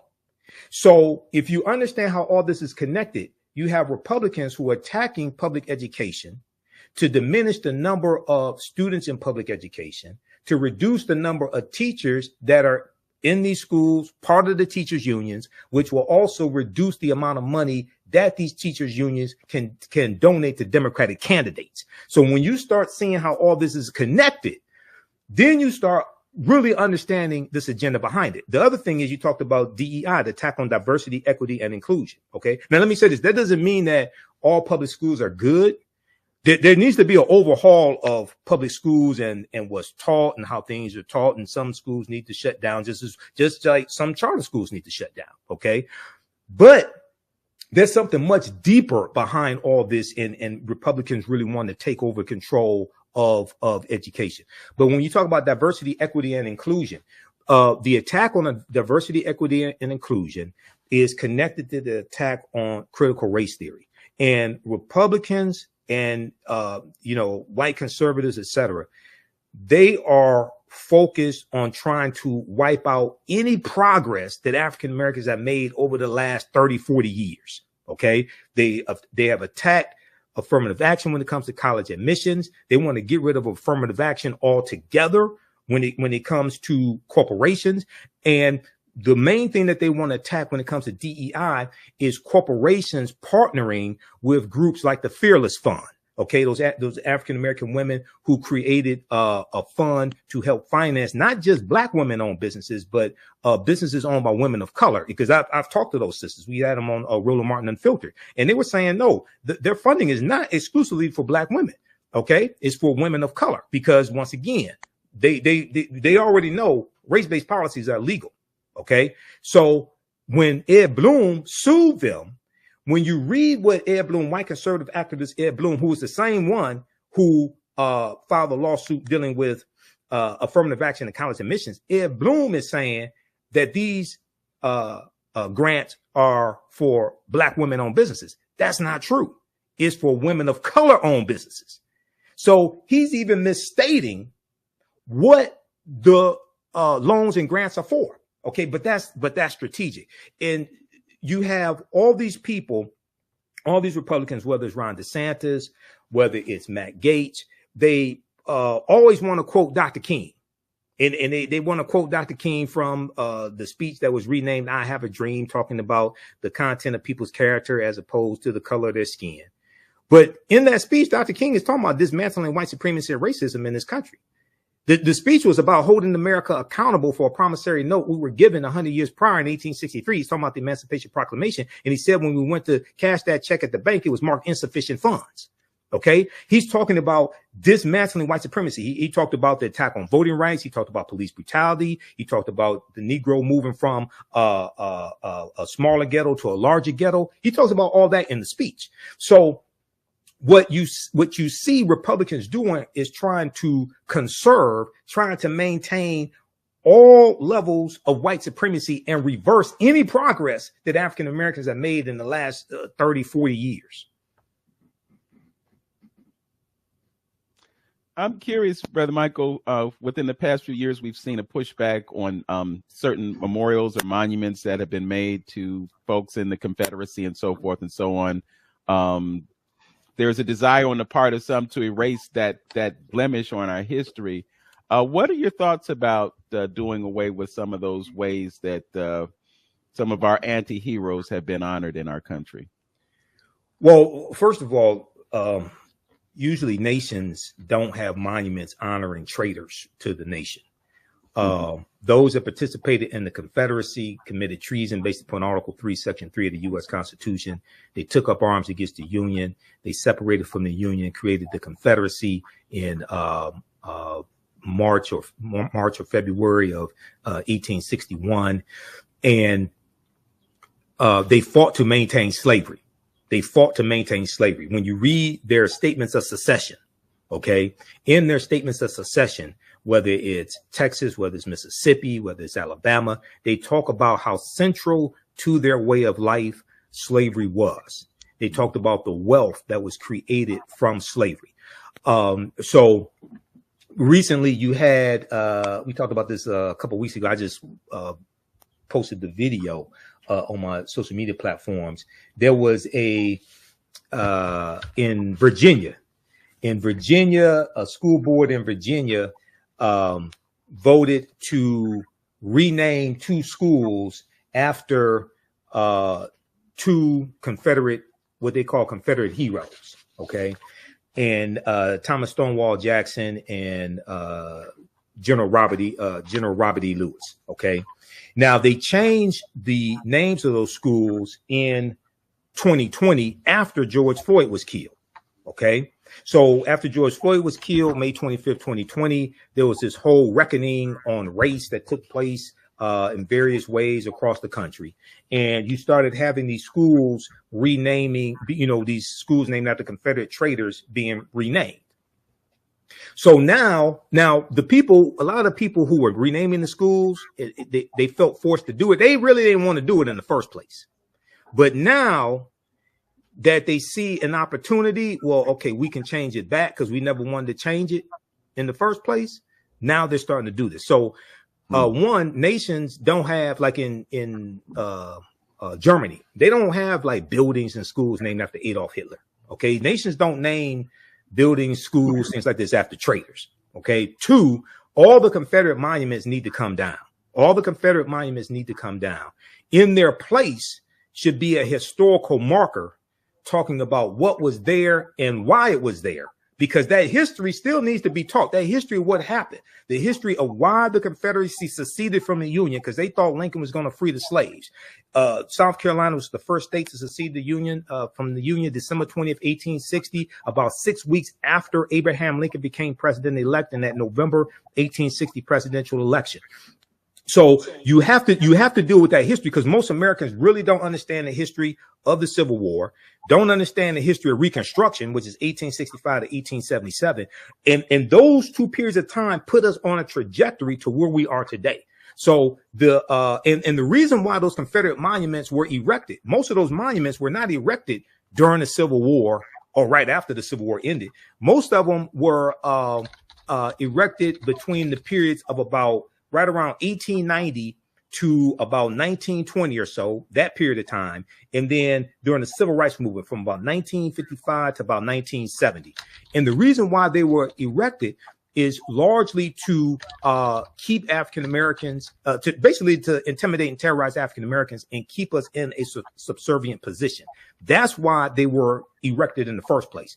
There was a piece from motherjones.com that talked about, and I'm trying to pull this up now. Yeah, the real story behind all those. Let's see, the real story behind all those Confederate statues. That's the name of it. August 15, 2017 by Kevin Drum. Everybody read this. The real story behind all those Confederate statues. And it shows you a timeline of the true periods of time when most of those statues were erected. Okay. And we know 1890, that's right before Plessy versus Ferguson, 1896 U.S. Supreme Court case, which solidifies separate but equal. Okay, so you're dealing with that period of time. You're dealing with 1890. You're dealing with the Mississippi State Constitution of 1890 that where the white supremacists rewrite the state constitution of Mississippi, impose poll taxes and literacy tests. And then also what you're going to see is you're going to see other former Confederate states rewrite their state constitutions because African Americans were voting in high numbers in the South. Most of us were still in the South at that time. The Great Migration doesn't happen till about 1915. And we know the 15th Amendment of 1870, February 3rd, 1870, guaranteed the right to vote for African-American men. So it's about 2,000 African-American men who get elected into political office in Southern states. So the South Carolina state legislature was predominantly African-American men. All right. So we're going to see Mississippi 1890. We see Louisiana 1898, South Carolina 1895, Georgia around 1910. We see Oklahoma. We're going to see them all go through systematically, rewrite their state constitutions, impose poll taxes, literacy tests, in some cases, property ownership requirements, saying that you have to own property to be able to vote. And then what Louisiana does, so that they don't hurt too many poor white people who don't own property or can't pass a literacy test, they create a grandfather clause, which states that if your grandfather could not vote prior to 1867 because he was a slave, then that means you can't vote. So after the 15th Amendment of 1870 gets adopted, they come up with all these ways to try to get around the 15th Amendment to suppress the African-American vote because they always feared us having political power and utilizing the political power. Okay. So when you start understanding this history, especially in these former Confederate states, you can draw a direct line. We talked about Florida when, a few minutes ago. I mentioned Florida when we're live on the radio. 2018, when you had Andrew Gillum and Ron DeSantis running, right? And there was an amendment on the ballot to restore voting rights to former felons, okay, in right. Florida. In Florida, prior to 2018, prior to that ballot measure passing by about 66% of the vote, okay, it passed overwhelmingly. You lost your right to vote for life in Florida. Florida was one of 4 states that still existed where you lost your right to vote for life if you had a felony conviction. Why did Florida have a felony disenfranchisement law where you lost your vote to right for life? It goes back to the Florida State Constitution of 1868, 3 years after slavery ends. Why did they put that in place? Because African Americans were 48% of the state population in Florida in 1868 as a result of slavery. Okay. And they were trying to suppress the African American vote. So, and not only did they put the felony disenfranchisement into law, but they also expanded the number of crimes that qualified as felonies. And they were largely implemented. They largely expanded that the crimes that they associated with African Americans. And they said they did this to prevent a Negro legislature. So when you go back and look during the period of time of Reconstruction, you look at African Americans and also white Republicans who were attacked by white supremacists, attacked by the Ku Klux Klan, in some cases killed, trying to suppress the vote. Then you start seeing, I can make a direct connection from the Reconstruction era and the political violence that brought an end to Reconstruction, I can make a direct connection between that and the January 6, 2021 insurrection, okay, and that political violence. And that happened the day after Senator Raphael Warnock, the black man in Georgia, and John Ossoff won their Senate seats. And this gave Democrats a 50-50 slim majority in the Senate. Okay. And this was after Biden and Harris won in Georgia, which was largely a red state, former Confederate state. I can make a direct connection between the political violence during the Reconstruction era and the political violence we saw January 6, 2021. And one of the main themes of that political violence, January 6, 2021, was African Americans were cheating. They were cheating in Detroit. They were cheating in Atlanta. They were cheating in Milwaukee, and they were cheating in Philadelphia. Yeah. Yep. And it was, and a lot of that was a whole backlash to us voting and voting for Biden Harris. Okay. And then voting for Raphael Warnock in Georgia. And if you understand the history of Georgia, about 1963, you had a white segregationist member of the state legislature in Georgia named Denmark Groover. Okay. Denmark Groover was a Democrat segregationist, and he's the one who pushed the statewide election law. Okay. Designed to lock African Americans out of statewide political power. And this was the statewide runoff election law. Okay. So what that meant was, in the primary, if no candidate got either 50% or 51% of the vote, a majority, if nobody got 51% of the vote, you had to have a runoff election by the two top vote getters, right? Even if the top vote getter gets 50% and nobody else gets anywhere near him, you still have to have a runoff between the top two. Why did they create that? They created that because if in the primary, if all African Americans put their votes behind one African American candidate and that person wins and white people split their vote, this was designed to give white people a do-over. So in the general election, they could all coalesce around that one white candidate, regardless of political affiliation, to lock African Americans out of statewide political power. That's why that law exists right now in Georgia.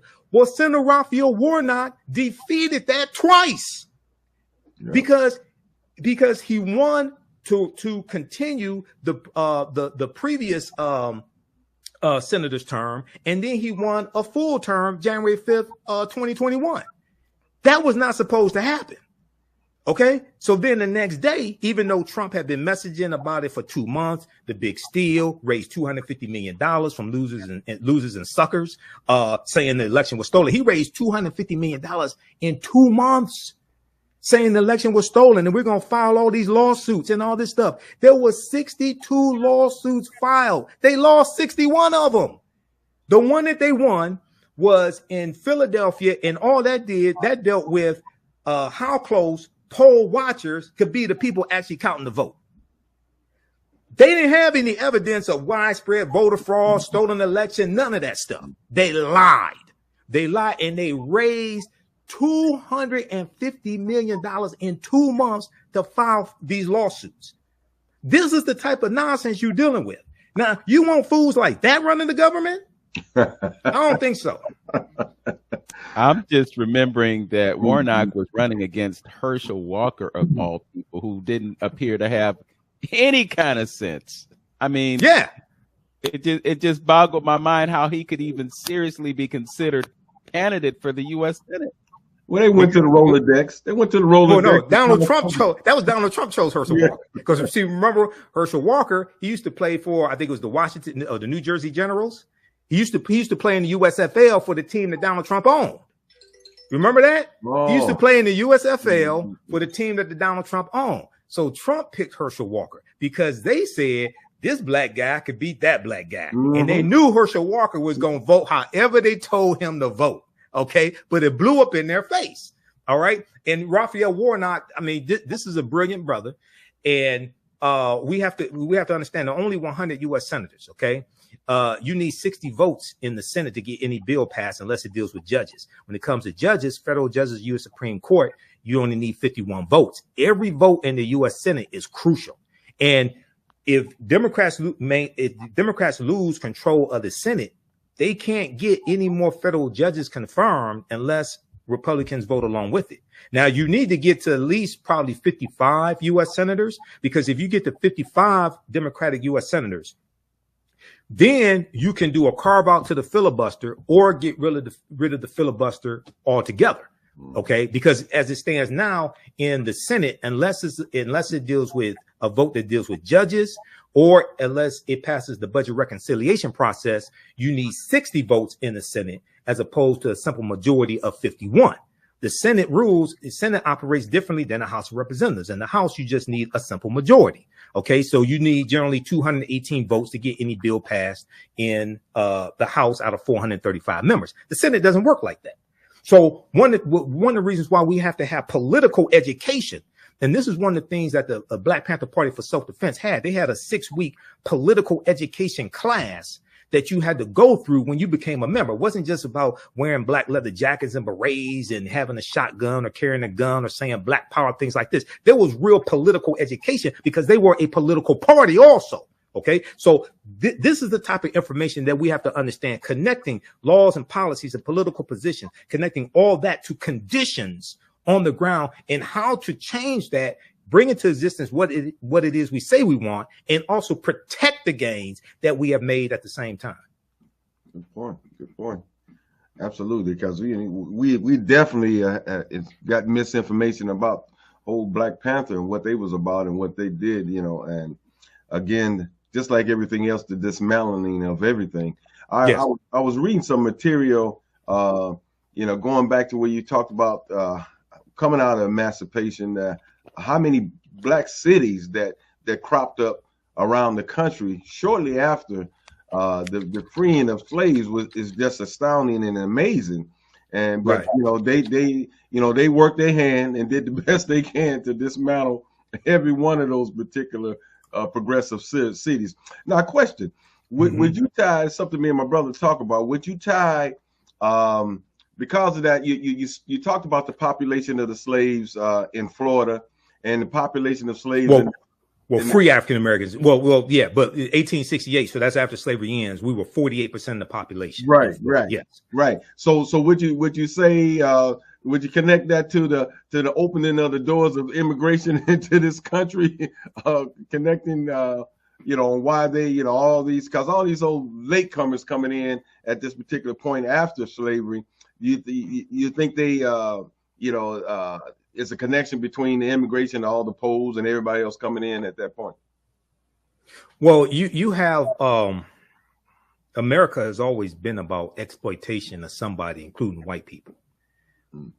When you go back and you look at last week, we talked about Bacon's Rebellion, 1675, 1676 in the county of Virginia. The wealthy English tobacco plantation owners in the Virginia county were also exploiting other people that we classify as white, whether they were English, whether they were Irish or what have you.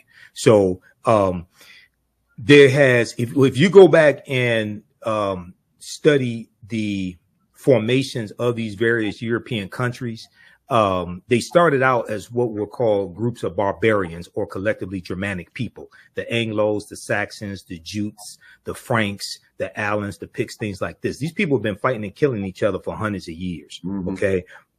In some cases over 1,000 years. So then the barbarians form kingdoms. The kingdoms become nation states, and those nation states continue to fight in wars called World War I and World War II. So they've been fighting and killing each other for hundreds of years and exploiting one another. So when we look at after slavery ends, we go back about 1866. This is when you're going to see national labor unions pop up. OK, like the National Labor Union, 1866. The labor unions were largely created to lock African Americans out of jobs that we were doing for free during slavery. There were at least 262 skills, trades, and crafts that we had in this country from 1619 to 1865. OK, The book, I talk about this in my classes, the book by James Newton and Ronald Lewis called The Other Slaves, deals with this. They go through and document this. We were the shipbuilders. We were the engineers. We were the hemp baggers. We were the agriculturalists. We picked cotton. We cooked the food. We had skills. We dominated the skilled trades. It's going to be after slavery ends. And then you have the Civil Rights Act of 1866 passed by the Radical Republicans. The Civil Rights Act of 1866 gave African Americans the right to enter into legal contracts and also negotiate labor wages. Now you have these labor unions popping up, and they're designed to protect jobs for white men, including white immigrants coming to this country, and lock us out of the jobs we have been doing for free. So when we look at the whole immigration issue, we're looking at the 1% or 5% or 10%. We're looking at them trying to find other people to exploit, because when you look at those immigrants, those white immigrants largely who were coming into the country during that period of time, the 1890s, early 1900s, when they go work into the factories, they're going into factories that have poor ventilation. They're going into factories where they don't have a lot of labor rights. They're going into factories where they don't have laws that ban children working in them. So you have exploitation of these people coming into the country in the factories to benefit the same 1% as well. It's going to be with the modern labor union, the modern labor movement, that gets rights for laborers, that is going to change that. And then once African Americans are able to get into these labor unions, they have to deal with racism. They have to deal with lower pay, things like this. Once we go into the 50s and 60s, things of this nature, the labor unions are able to benefit African Americans. So, for instance, here in Detroit and Metro Detroit had the largest, that was the population where you had the largest number of African American homeowners here in Detroit and the Metro Detroit area, because of the auto industry and the labor movement. It wasn't just the auto industry, it was also the labor movement. Once we're able to get in, deal with the racism, rise up in rank some, get better paid, things of this nature. But originally, when we look at immigration, it was designed to one, benefit the 1%, top 5%, however, so they can exploit another group of people. Mm-hmm. Two, when we go back to last week, we talked about Herbert Hoover, 1928, and the Lily White movement. Well, we didn't talk about the Lily White movement in 1928. We actually talked about during the Great Depression, how 1.6 million Mexicans were deported back to Mexico, and about 60% of them were born here legally. Okay. Herbert Hoover initiated that. And he was saying these people were taking jobs away from white Americans. Okay. When actually they were contributing to the GDP.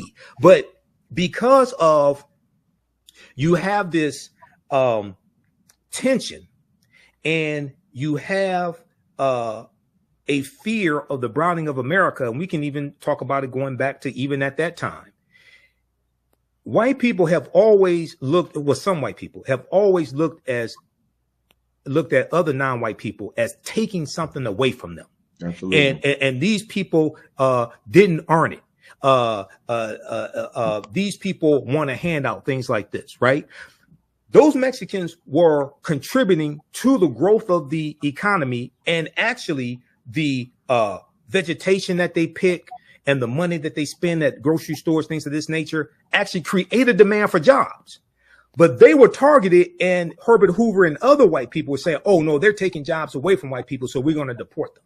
All right. And you see things like this take place today. All right. Now, like I said last week, yeah, you need new immigration laws. OK, you need to reduce the amount of time that people can stay here waiting for claiming political asylum. OK, because they can stay here 6-7 years. And then probably about 90% of people claiming political asylum end up getting deported anyway, because they don't qualify for it. But it takes so long for that to be determined that they can be here 6-7 years or so. OK, and the other thing that gets left out of this conversation is that even when it comes to undocumented immigrants. All right. About 40% of people who get classified as undocumented came here legally but overstayed visas. So there's like two main classifications of quote unquote undocumented. One is people who came here legally and overstayed their visas, and they need to go through and get their visas renewed if they can be renewed. The other are people who came here and were never legal. Okay, so it's like, give you an example. So if your birthday comes and your driver's license expires, but you continue to drive, you're driving illegally. But it's not like you never had a license. You need to go get it renewed. Okay, as long as you don't have any tickets or suspended license, things like this, right? But if you're driving and never had a license, that's something entirely different. All right. So, like we talked about last week, yeah, you need new immigration laws. And Donald Trump was the one that blocked the strongest immigration law that was going to be put in place in 30 years. And President Joe Biden said he would sign it into law, even though a lot of progressive Democrats didn't want him to sign it. He said, look, I'll sign this bill into law. He agreed with it. Not everything in it, but he agreed with it. Donald Trump killed it because Trump wants to run on immigration, and you're letting murderers and killers coming through the borders and fentanyl come through the borders. Really?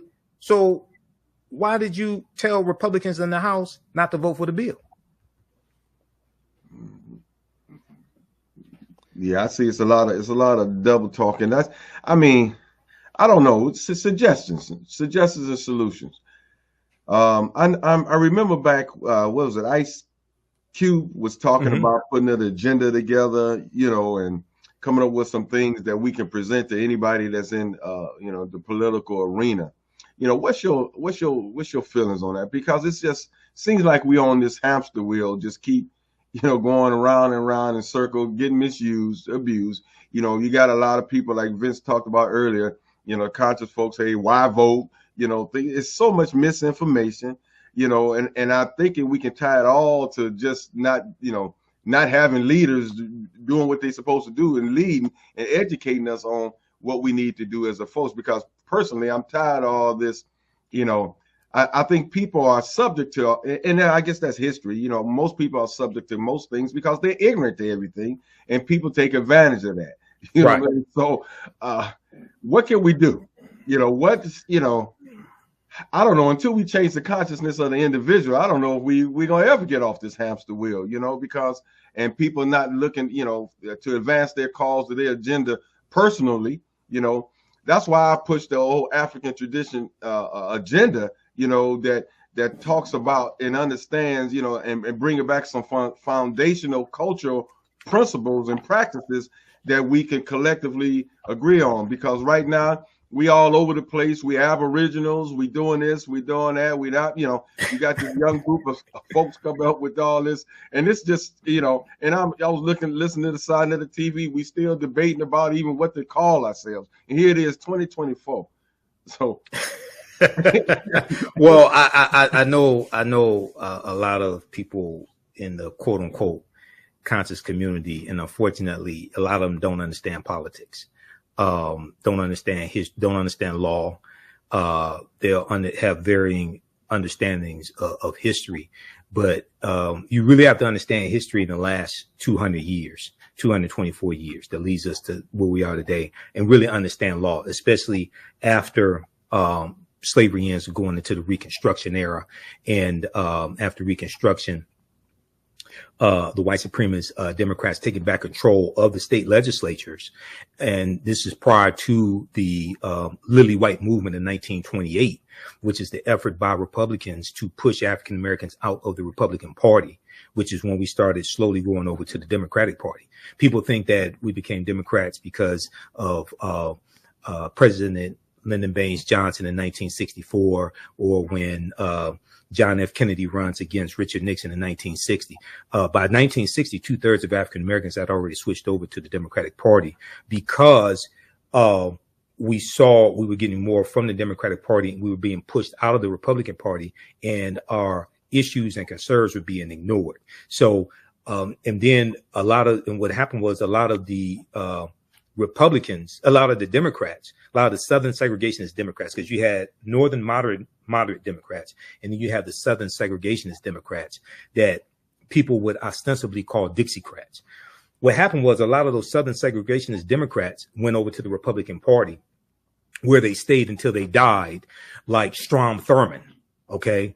And Strom Thurmond in 1948, he ran for president as a Dixiecrat because in 1948, the Democratic Party had a more pro-civil rights agenda. Harry Truman was running for president. They had a more pro-civil rights agenda. So this is after World War II. This is after President Roosevelt dies in 1945. And Strom Thurmond runs as a Dixiecrat, which was the Southern segregationist party, as a counter to the Democratic Party and their pro-civil rights agenda.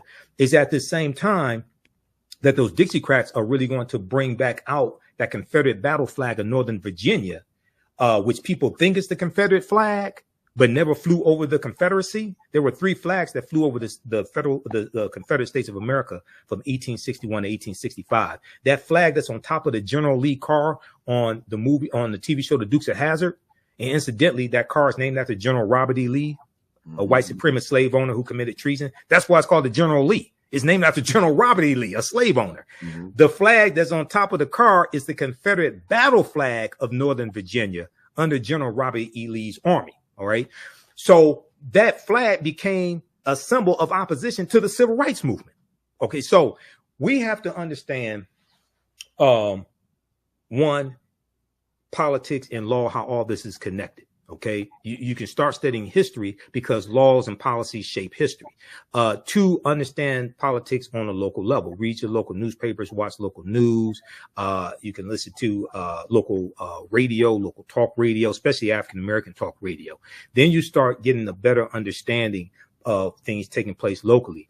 Watch Roland Martin Unfiltered. Definitely. That's one of the best daily shows targeting African Americans. The Griot just canceled their 2 daily shows, Dr. Mark Lamont Hill's show, as well as Ebony. I forgot Ebony. I didn't even watch her show anyway, but read that. Watch Roland Martin Unfiltered. Watch the African History Network show. Definitely watch your show. TheGriot.com. Read the Griot, especially articles by April Ryan, White House correspondent April Ryan, who is a journalist. She's not a blogger. She's a journalist. Okay. She has credentials. News1.com, but NBC News, ABC, CBS, CBS News, read their websites, the news they have there. Wall Street Journal, New York Times. I monitor about 35 news sources on a daily basis. Okay. I've been doing this 14 years, been in media 14 years, hosting the African History Network show for 14 years. So I have to do extensive research to be able to talk about the topics that I talk about on my show, even before I got on Roland Martin Unfiltered, October 2020. We talked about Ice Cube's agenda for Black Americans. Ice Cube had good intentions. He was in way over his head. Okay. The first thing Ice Cube didn't know is that race-based policies are illegal at the federal level based upon Title VI of the 1964 Civil Rights Act, Section 601, non-discrimination of federally assisted programs. He meant well, okay? He was way over his head, didn't have a clear understanding of politics and really how to bring all this into fruition. And you have to really understand history and the laws and policies put in place to understand what needs to be reversed, okay? You're going to have a combination. It's not going to be just one agenda. It's not going to. What I mean by that is you're going to have different groups, different organizations, different coalitions pushing numerous agendas to a presidential candidate. The presidential candidate takes all of that, including policies pushed to them by the Congressional Black Caucus, and puts together and crafts their policies based upon a combination of all those agendas.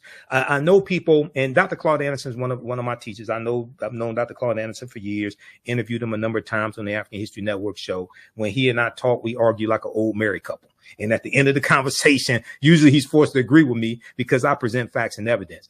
So a lot of people say, well, we need one agenda for Black people. There's never been a time in the history of this country with all the leaders we've had that African Americans agreed on one agenda. Okay, that's not going to happen. White people don't even agree on one agenda. That's not going to happen. What you can do is you can have different agendas, and people work in their different organizations on the city, county, state, and federal level. You can also have input into overall agendas that a presidential candidate has or what have you. But the fight really, the election is the end of one process and the beginning of another process. Okay, and somebody just posted Ice Cube met with Dr. Claude Anderson. I know, because I talked to Dr. Claude Anderson about it. I had back channel conversation. I know. I already know that. Yeah. And Ice Cube was still over his head. He meant well. Okay. I think there is a place for some entertainers who are knowledgeable of history, economics, law, and politics to play when it comes to politics. Craft and policy is not it, unless you have experience in craft and policy. Craft and policy is not it. Okay. Policy needs to be crafted by people who have an understanding of federal law, federal policy, what's in existence, things like this, what can actually be passed. You need that. You need historians. You need political scientists. You need legal experts, etc. Okay. And you're going to need grassroots people. I would think you need some grassroots people also that have a track record in actually getting things implemented and actually being on the ground also, because you're going to need that grassroots to be able to get this information out to people. But people just looking for just one agenda or something like that, it's not going to be just one agenda, because African Americans are not a monolith. Now, if we had a better understanding of history, we would have more commonality.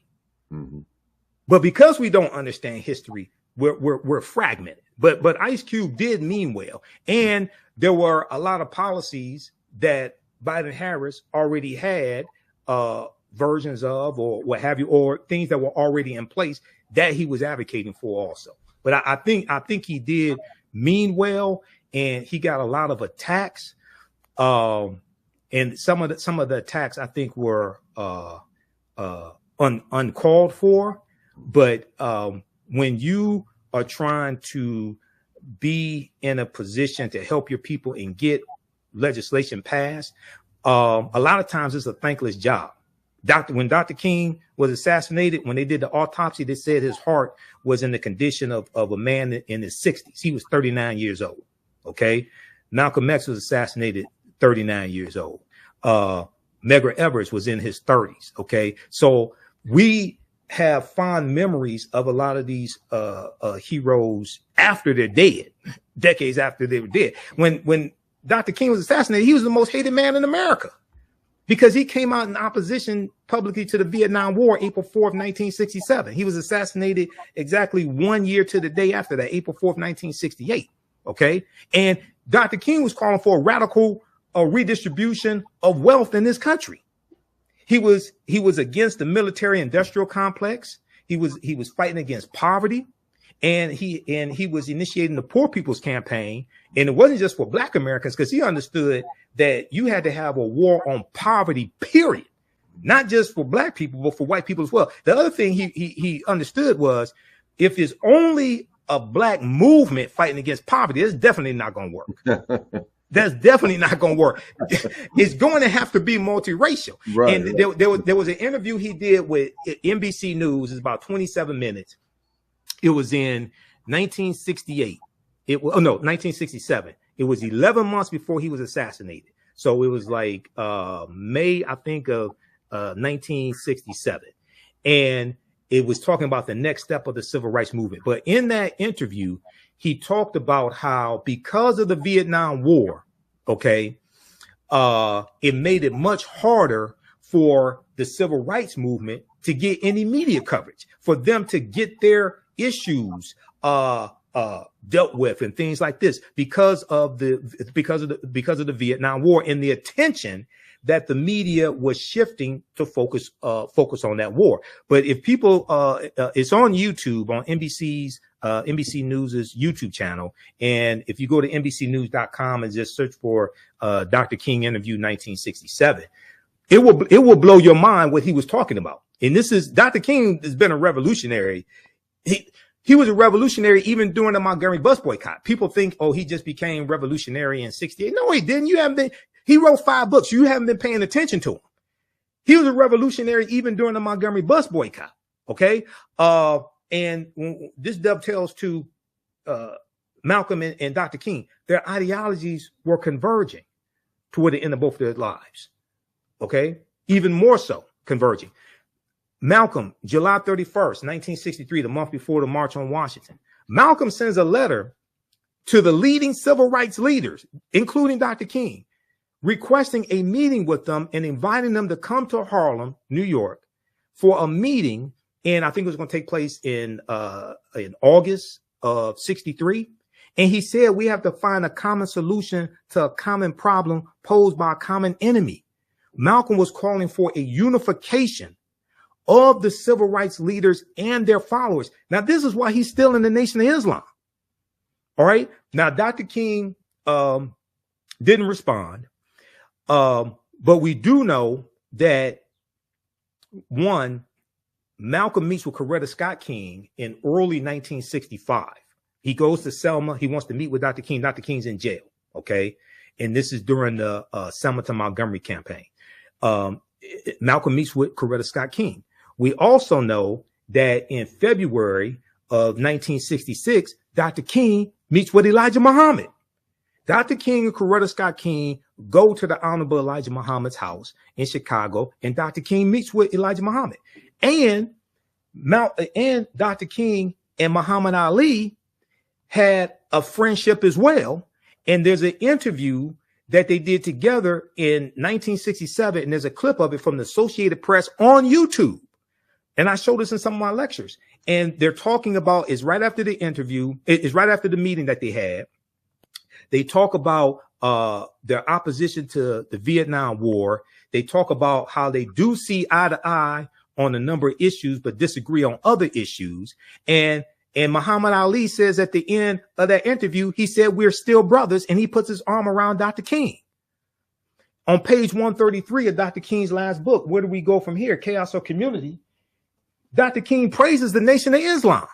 This book right here. He praises the Nation of Islam on their ability to instill pride in African Americans, their ability to get African Americans off of drugs, things like this. He said he disagreed with some of their views about white people, things like this. But in this book, his last book came out in 1967, page 133. He praises the Nation of Islam. Why aren't we taught about any of this stuff, or most of it? Why aren't we taught about this?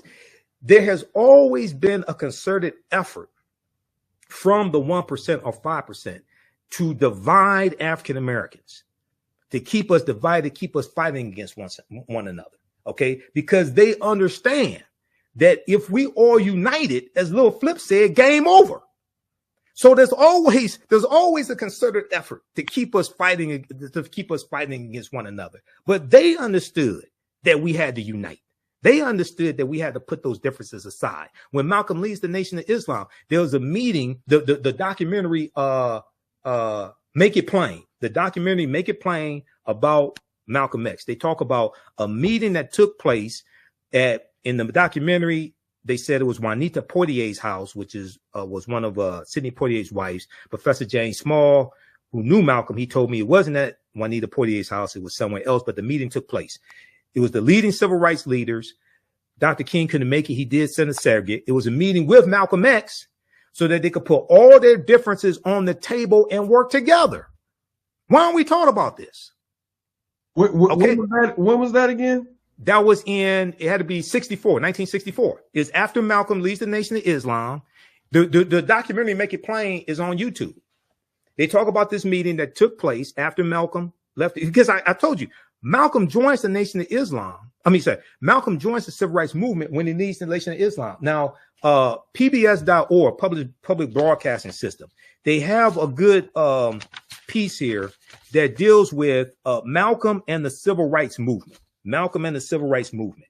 And they talk about Malcolm changing his tone on the civil rights movement. He comes out in support of the Civil Rights Act of 1964. Okay. Now, he is not sure if they can get everything enforced that is on that they're proposing, but he said he agrees this is something that's definitely needed and more.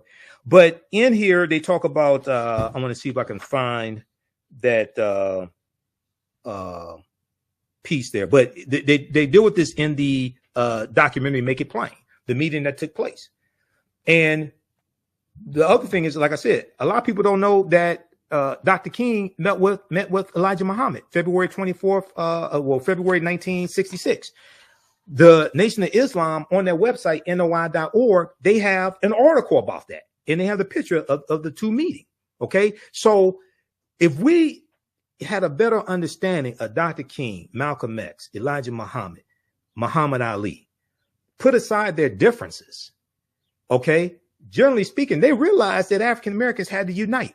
Marcus Garvey, okay, we understood that we had to put aside our differences and unite. And as Malcolm put it, he said we have to find a common solution to a common problem posed by a common enemy. There was an article, I'll pull it up, and you can go to the next topic if you want.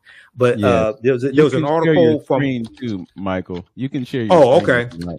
Okay, I'm gonna pull up this article here from the Washington Post, and I talk about it usually each year. This deals with the day Dr. King met Malcolm X. Okay, and it's written by Deneen L. Brown for the Washington Post, January 14, 2018. Deneen L. Brown writes some really, really good articles. What I do, click on present. Yes. I think okay, present, because I use Restream, so I've only used StreamYard a few times. Okay, screen sharing. Okay, share screen. Okay, let's try this here. And this talks about when they met. So the all the pictures that you see of the two of them together, that is from March 26, 1964. Okay, yeah, you have to hit present. Okay, let me see. Your browser is about. Let me see. Let me try this again. Share screen, and screen sharing is easiest with two monitors. Okay, screen sharing.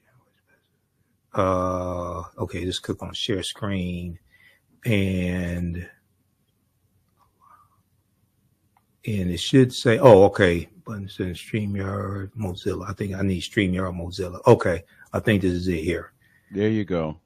Okay, sharing the screen. Okay, there we go. What am I doing wrong? It's showing it. Okay, it's showing it. Hold on, I'm doing something wrong. But that's the article there. Maybe you could pull it up. I could post it here. Maybe you could pull it up on the screen. Yeah, if you post it, I can pull it up. Yeah, but this article here, Malcolm said, so it was March 26, 1964, U.S. Senate debate over the Civil Rights Act of 64. Malcolm tells Dr. King, I'm throwing myself into the heart of the civil rights struggle. I'm throwing myself into the heart of the civil rights struggle. And this is what Malcolm does. They were trying to meet again in 1965, but Malcolm was assassinated February 21st, 1965. Basically, the month after he, I think it was January 65, he meets with Coretta Scott King. He's assassinated the next year. But if we really studied the trajectory of both of their lives and then understand history after they're assassinated, because the party realignment between the two major political parties is completed in 1968 with the election of Richard Nixon, who runs on largely an anti-civil rights platform. He runs on a platform against spending billions of dollars against the war on poverty. He runs against the rebellions taking place across the country, like Detroit Rebellion, 1967, things of this nature, Newark, New Jersey, and not wanting to deal with the root cause of the rebellions as well. Richard Nixon runs against a backlash of all this and wins 1968. Okay. Then is reelected in 1972. All right. So that solidifies the party realignment that began in 1928 with the Lily White movement, which was an effort by the Republican Party to appeal to Southern segregationist Democrats in 5 former Confederate states to get them to vote for Herbert Hoover, the Republican, for president, as opposed to Al Smith, who was the Democratic nominee for president. And he was a moderate Democrat from New York, Al Smith. OK, and what Republicans started doing, they started ignoring the needs and concerns of African Americans. They were ignoring the rise of the Ku Klux Klan that became powerful again in the 1920s, largely because of the movie Birth of a Nation. February 8th, 1915, Birth of a Nation comes out, and the movie rejuvenates the Ku Klux Klan, and the Klan are the heroes of the movie. OK, the Ku Klux Klan. And that movie takes place during slavery, Reconstruction, and post-Reconstruction, during slavery, the Civil War, and the Reconstruction era. All right. And the movie calls Race Riots in the Streets. There's a scene that depicts a black man trying to rape a white virgin. And at the end of the movie, you have a rising up of the Ku Klux Klan to put down a rebellion of former Union Negro soldiers. And it says across the screen that this was the birth of a nation. The Ku Klux Klan starts taking out recruiting ads next to ads for the movie The Birth of a Nation in newspapers. And then in October 1915, the Reverend William Joseph Simmons, he rejuvenates the Ku Klux Klan, which is known as the second incarnation of the Ku Klux Klan, the Reverend William Joseph Simmons. Go research that, because there's an article from the Washington Post that talks about how he created the second incarnation of the Ku Klux Klan after seeing the movie The Birth of a Nation. Wow. I wanted to bring up a couple of things before we conclude. Sure. In light of the fact that it's the birth anniversary of Malcolm tomorrow, just wanted to get your thoughts about what resulted in his assassination. You know, there are some who say that the NOI was in on it. There are some who say that it was Herbert Hoover or J. Edgar Hoover and the FBI and so forth. What are your thoughts about what resulted in the assassination of Brother Malcolm? Well, the FBI and CIA were definitely involved in it. The Nation of Islam was not involved, meaning Elijah Muhammad didn't give the order or anything like that. We know it was the FBI, CIA, and New York Police Department as well. If we look here, I'm going to give a few sources here because I have a number of them. The assassination of Malcolm X, reaction to the exoneration of 2 men convicted of Malcolm X's murder, November 17th, 2021, from the New York Times. I'm going to give you a few sources here. So we know the 2 brothers were exonerated. There was a cover up, and evidence that would have exonerated them was suppressed at the time of their trials and conviction back in 1965 or so. Muhammad Aziz and Khalil Islam. These were the 2 brothers who were exonerated. We know one of them filed a lawsuit against the New York City, for wrongful conviction. And your question was, you said, what was accomplished? Was that your question, Brother Vince? What was accomplished with his assassination? I just want to get your take on who was responsible for it. And what I'm getting from you, at least I believe, is that it was actually more so the FBI and J. Edgar Hoover than it was the Nation of Islam, because there is absolutely. You know that Louis Farrakhan, Brother Minister Farrakhan, was jealous and all these other kinds of things, and you know, the NOI may have participated in that assassination, but I want the record to be set straight. Well, the one brother who was a member of the Nation of Islam, not these 2, but the other one, his name escapes me right now. It'll come to me. He admitted that he did it. Okay, and he said the other 2 were not involved in it. Okay, so was that the guy from Jersey? Was that the guy from Jersey? No, the one. So there was a documentary that came out. Yeah. Who killed Malcolm X? That really shed light on this, and it caused the Manhattan District Attorney's Office under Cyrus R. Vance to reopen the case. Okay, the guy from New Jersey. There was one guy who they said was the shotgun man. He was never caught. I'm talking about the one who was actually caught. There were 3 who were arrested and convicted. Okay. 2 of them were not involved in it. Okay. And the one who was arrested and convicted, he said the other 2 were not involved in it. But they were set up, and there was evidence that could have exonerated the other 2 that was suppressed. There was a piece by I'm going to try to pull this up here. There was a piece that talked about how, from the Huffington Post, Hoover hid that some witnesses in Malcolm X assassination trial were FBI informants. Okay, I'm gonna post this here. You all can pull this up. So there's overwhelming evidence of a cover up here, and we know that the New York City Police Department was not present at the Audubon Ballroom like they normally were when Malcolm X gave speeches, things of this nature. And there was a piece from face-to-faceafrica.com, and others have it also. This deals with Eugene Roberts. Okay, the little known story of Eugene Roberts, the Black NYPD secret agent who infiltrated Malcolm X's inner security and the Black Panther Party. Okay, Eugene Roberts. Now, in the I think it's in the second Eyes on the Prize series, the one that deals with like 1965 to the 1980s. If I remember correctly, Eugene Roberts is interviewed in there. Okay, because the second Eyes on the Prize series is even more powerful than the first one. The second Eyes on the Prize series interviews Kwame Ture, Stokely Carmichael. They talk about the Deacons for Defense and Justice. They talk about Malcolm X.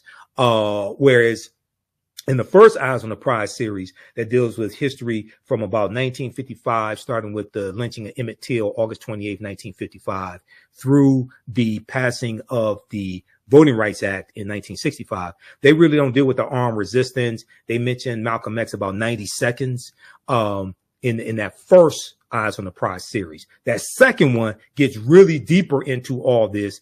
And also it deals with how the civil rights movement was really not a nonviolent movement. And if you read the book by Professor Charles E. Cobb Jr., this book here, this Nonviolent Stuff Will Get You Killed, this deals with the whole history of armed resistance during the civil rights movement.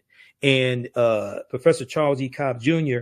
Was a field secretary for SNCC, Student Nonviolent Coordinating Committee, for 5 years, working in rural Mississippi to organize African Americans to register to vote, and dealing with getting the right to vote. And he said, when they came from the north, went down south. He said when they first went down there, he said black people down south said, we know you're nonviolent, but we're not. And we're not going to let these white people kill you. And he said that whenever they stayed at somebody's house, the African Americans' house down in the south, he said they always had guns. There was a shotgun over the fireplace. There was a gun in the nightstand or something like that, because in the South, you grew up in a gun culture. Oftentimes you grew up on a farm. You have to protect livestock. You have to be able to protect your house. If you're on a farm, if you're on acres of land, right, you usually, you're on the outskirts of town many times. So you don't have a local police force. You have a sheriff, but you don't have a local police force. So you have to be able to defend yourself. So African Americans grew up in a gun culture. You learn how to hunt. If you were a boy, you learn how to hunt. Maybe when you were a teenager, you may get a 22 caliber rifle for your birthday. So this book documents the armed resistance throughout the civil rights movement, even the armed resistance protecting Dr. King when the Deacons for Defense and Justice were providing security for Dr. King. They talk about how there's a situation where you had Thurgood Marshall. and how carloads of black men showed up to protect Thurgood Marshall, and they're armed with guns. You have they talk about Fannie Lou Hamer, how she owned guns. Medgar Evers owned gun. Raymond Parks, Rosa Parks' wife, owned guns. All this. Dr. King owned guns until Bayard Rustin convinced him to get rid of his guns.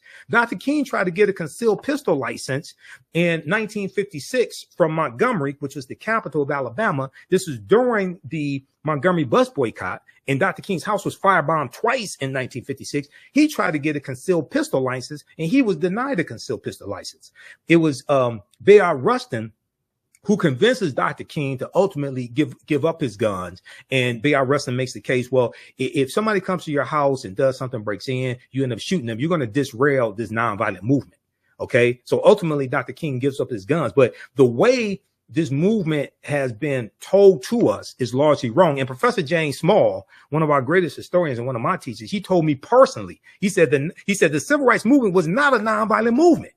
He said it was black people with guns protecting civil rights workers, protecting civil rights leaders, things like this. And he said if it had not been for black people with guns, there would not have been a civil rights movement. Yes, thank you for that. One other thing that I wanted to get to was Juneteenth. I had promised the folks that we would discuss that. So just wanted to get your thoughts on it. There are some folks who embrace it as a holiday. There are some who say that, you know, it's kind of been exploited and appropriated. What are your thoughts about Juneteenth as we commemorate it here in the United States? Well, absolutely. First of all, we've been commemorating Juneteenth for decades before it became a federal holiday. In 2022, it became a federal holiday. It passed Congress, finally signed into law by President Joe Biden. It's the only federal holiday that recognizes slavery. The only federal holiday that recognizes slavery. So when I talk about Juneteenth, and people can contact me if they want me to do a virtual presentation for the Juneteenth celebration, what have you, we have to protect the history of Juneteenth and correct the history of Juneteenth. We have to protect the history of Juneteenth and correct the history of Juneteenth. It can become a very powerful celebration, and we can use it to educate Americans on a history that Republicans are passing laws to suppress the teaching of that history in the state legislatures and in their respective states and in public schools. We have to understand history, economics, law, and politics. Number one, Juneteenth was not the last day of slavery. Juneteenth commemorates June 19th, 1865, when Major General Gordon Granger goes into Galveston, Texas to deliver General Order Number 3, saying that those enslaved Africans were freed. And this is after General Robert E. Lee surrenders to Ulysses S. Grant, April 9th, 1865 at Appomattox Courthouse in Virginia. Okay. So that effectively ends the Civil War, April 9th, 1865. However, it does not come to an official end till August 1866. Slavery does not officially end until December 18th, 1865, when the 13th Amendment is adopted. Is ratified December 6th, 1865, when Georgia ratifies the 13th Amendment. Okay, so Kentucky and Missouri, from memory, Kentucky and Missouri, they don't officially end slavery till December 6, 1865. We know that you have people say that this was 2 years after the Emancipation Proclamation. The Emancipation Proclamation freed the slaves. No, the Emancipation Proclamation did not free the slaves.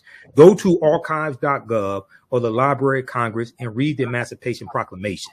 It tells you that only the slaves in territories of rebellion, or those that were a part of the Confederacy, were freed. Those in the border states, Maryland, Missouri, Kentucky, and Delaware, they were allowed to keep their slaves. Maryland did not abolish slavery till November 1st, 1864, after they put it on the ballot. Okay. So it was not the last day of slavery.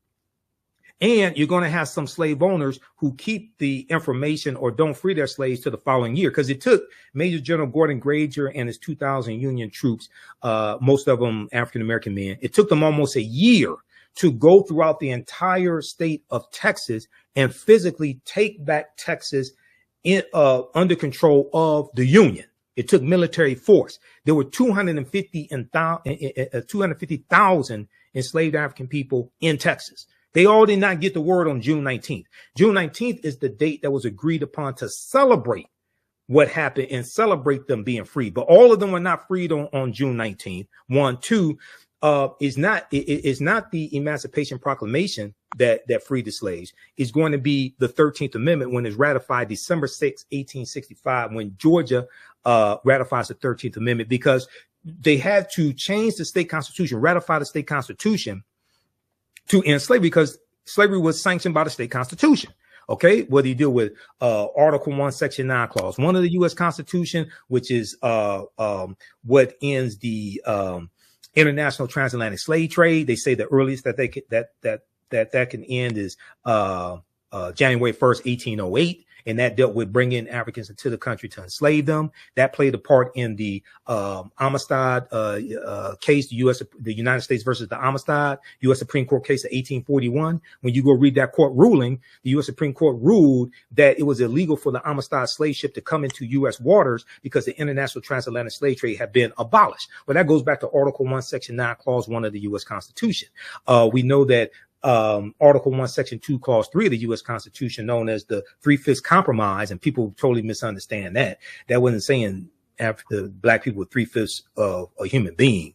That dealt with how you count them for representation when it came to apportionment, determining how many seats in the House of Representatives does a slaveholding state have. Do you count the full population? Do you count half the population? Okay, the South wanted 100% of the slaves counted because that gave them further dominance in the House of Representatives. Okay, the North is saying, well, wait a second, if you count the full population, that gives you full dominance and you don't even want to recognize they're human. So they're going back and forth trying to determine, do we count 50% of the slave population or what have you? They settled, they compromised and said, we'll count 3/5 of the population. So if Virginia has 100,000 slaves, you're going to count 60,000 when it comes to population to determine how many seats in the House of Representatives Virginia will have.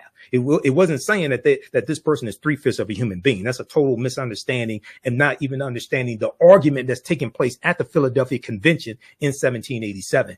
And then also, just as a footnote, Section 2 of the 14th Amendment, 1868, changed the way the count was taken. So when you read the U.S. Constitution, they have an asterisk there for Article 1, Section 2, Clause 3, and they say that that was corrected by Section 2 of the 14th Amendment of 1868. So this is an opportunity. Juneteenth is an opportunity for us to educate America, because Americans are very, very ignorant of history. There was an article that I sent you all, and it says a new report finds that 45 states are failing to teach students about the period that shaped race relations after the Civil War. Now, this is from Time.com, Time Magazine, January 12, 2022, and it talks about how most Americans don't understand the Reconstruction era and how most states are not teaching it either correctly or not teaching it at all. That's 1865 to 1877. You can't understand America today without understanding the Reconstruction era. So Juneteenth gives us an opportunity to educate America on all this history, but also to tie that to the fight for repairing the damage of a legacy of slavery, racism, Jim Crow, segregation, redlining, housing discrimination, structural inequities, what some people collectively call reparations. Okay. Juneteenth gives an opportunity to educate people on that and fight for all those policies and fight for that agenda. But we have to correct the history of Juneteenth and protect the history of Juneteenth. And we cannot let Juneteenth continue to be co-opted by corporations, white corporations, things of this nature. No, we have to have some integrity. You can't just slap Juneteenth on something and sell it, and you haven't been selling all year, or it hasn't been selling. It's been sitting on your shelf all year. You slap Juneteenth on it. Now this has something to do with Juneteenth. No, we can't allow that to take place. Yeah. I think I lost your signal. Can you hear me? I think you're frozen. Okay. Yeah. There we go. Yeah, it's just so important for us to understand history. I like your acronym HELP. Because it keys on those 4 areas that are so vital. And so, yeah, I'm just glad that we're able to shed light on the truth about Juneteenth. And, just like Kwanzaa has been appropriated, you can go to Walmart and get Kwanzaa gear now and other stores. And they have no affinity to what Kwanzaa really stands for, but they stand to profit. Right. It's always about the money. Brother Michael, we have gotten a serious lesson today.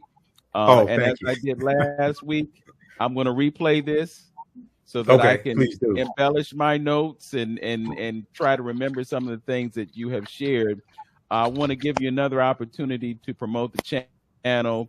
The links that you have shared with us today, I have opened up tabs on my browser so that I can share those. Right. Okay. Look at some of them. I couldn't bring up because I guess it was the New York Times or the other publications. Oh, they have a paywall. Yeah. I have a digital subscription. I spend so much money on digital subscriptions each month for a lot of these news sources here, because some of them aren't free. But so people can visit our website, AfricanHistoryNetwork.com. Follow me on Facebook, The African History Network on Facebook, my personal page, Michael Imhotep, and on YouTube, Michael Imhotep as well, IMHOTEP. And be sure to register for my classes. We have one today, 4 p.m. Eastern Standard Time. Even if you can't join us live, you can go back and watch the replay. So the class is on sale right now. And we deal with thousands of years of history and what leads up to the transatlantic slave trade taking place. The name of the class is Ancient Kemet, one of the original names for Egypt, the Moors, and the Ma'afa, Understanding the Transatlantic Slave Trade. It's a very visual class. We take you throughout history to understand what happened to us, understand our accomplishments and achievements. And today we're going to continue dealing with some of the history of the Moors, and then we get into Christopher Columbus and the African Holocaust, Slavery and the Rise of European Capitalism by Dr. John Henrik Clarke, to see how all this history is connected. The second class that I teach, it deals with Black resistance movements from the Haitian Revolution, U.S. Civil War, Civil Rights Movement, and Black Power Movement, 1800 to 1968. Okay. And that class deals with that period of time, that about 168-year period of time.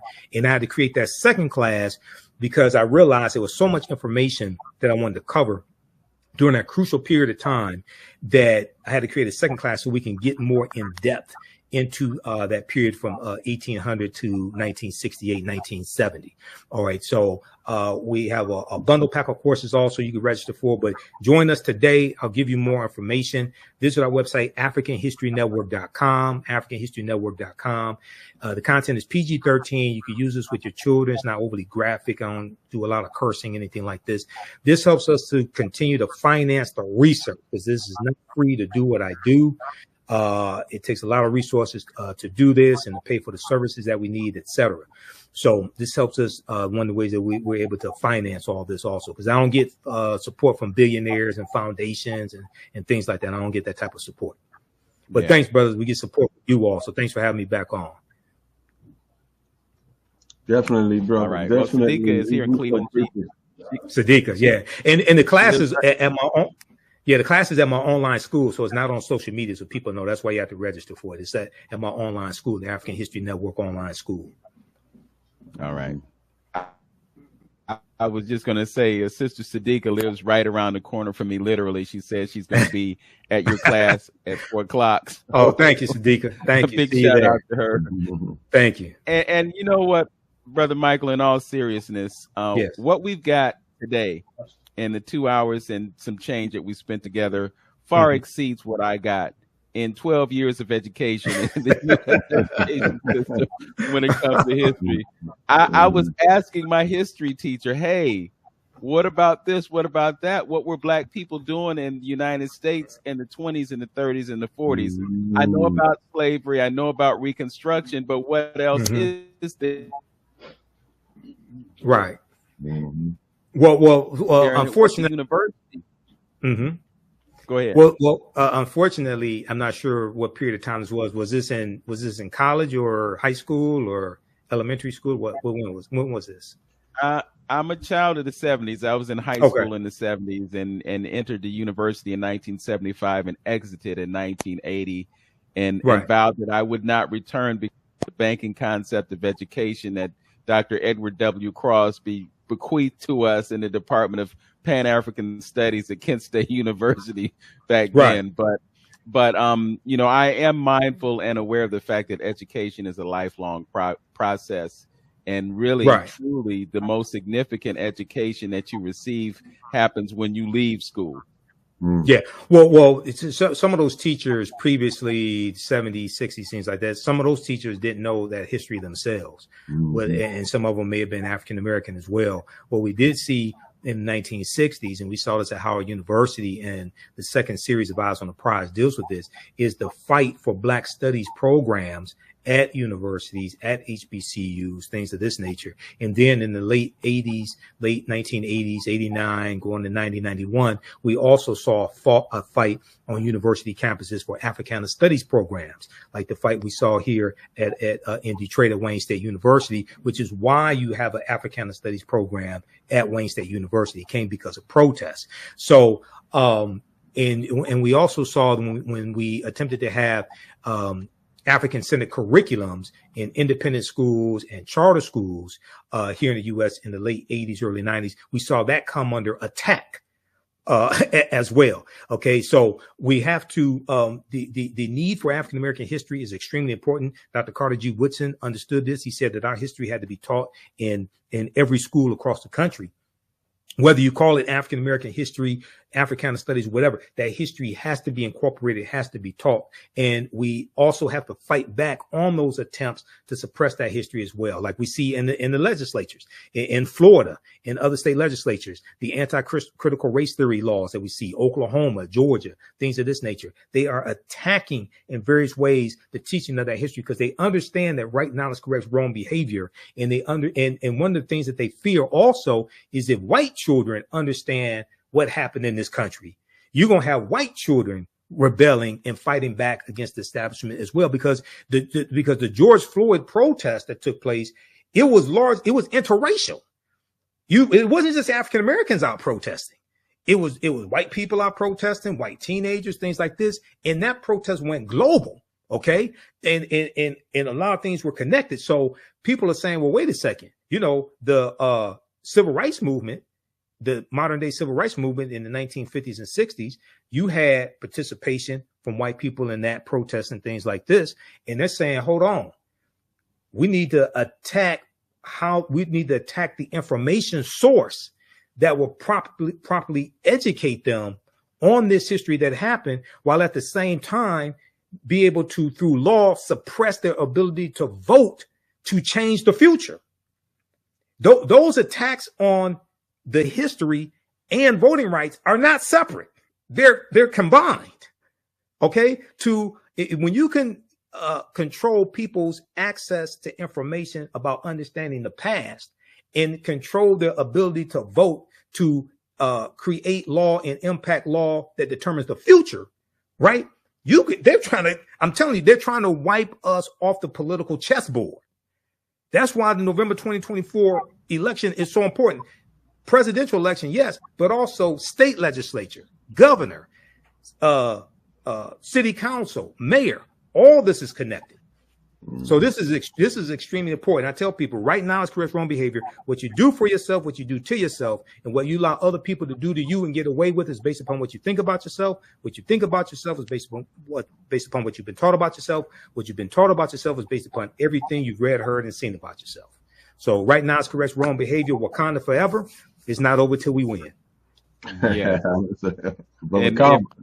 Antonio, if you want to give us the saying that Dr. Qua David Whitaker gave us that you started the show with every Saturday with, give that to us right now. I'm sure you got that from. I mean, what you do for yourself depends on what you think of yourself, and what you think of yourself depends on what you know of yourself, and what you know of yourself depends on what you've been told of yourself. Yes, and then that's where Runoko Rashidi, I think, got it from, because Runoko told me about that. That's where I get my saying from. I'm modified. I got that from Runoko. Yes. Mm-hmm. Yeah. Runoko got it from Qua David Whitaker here in Cleveland.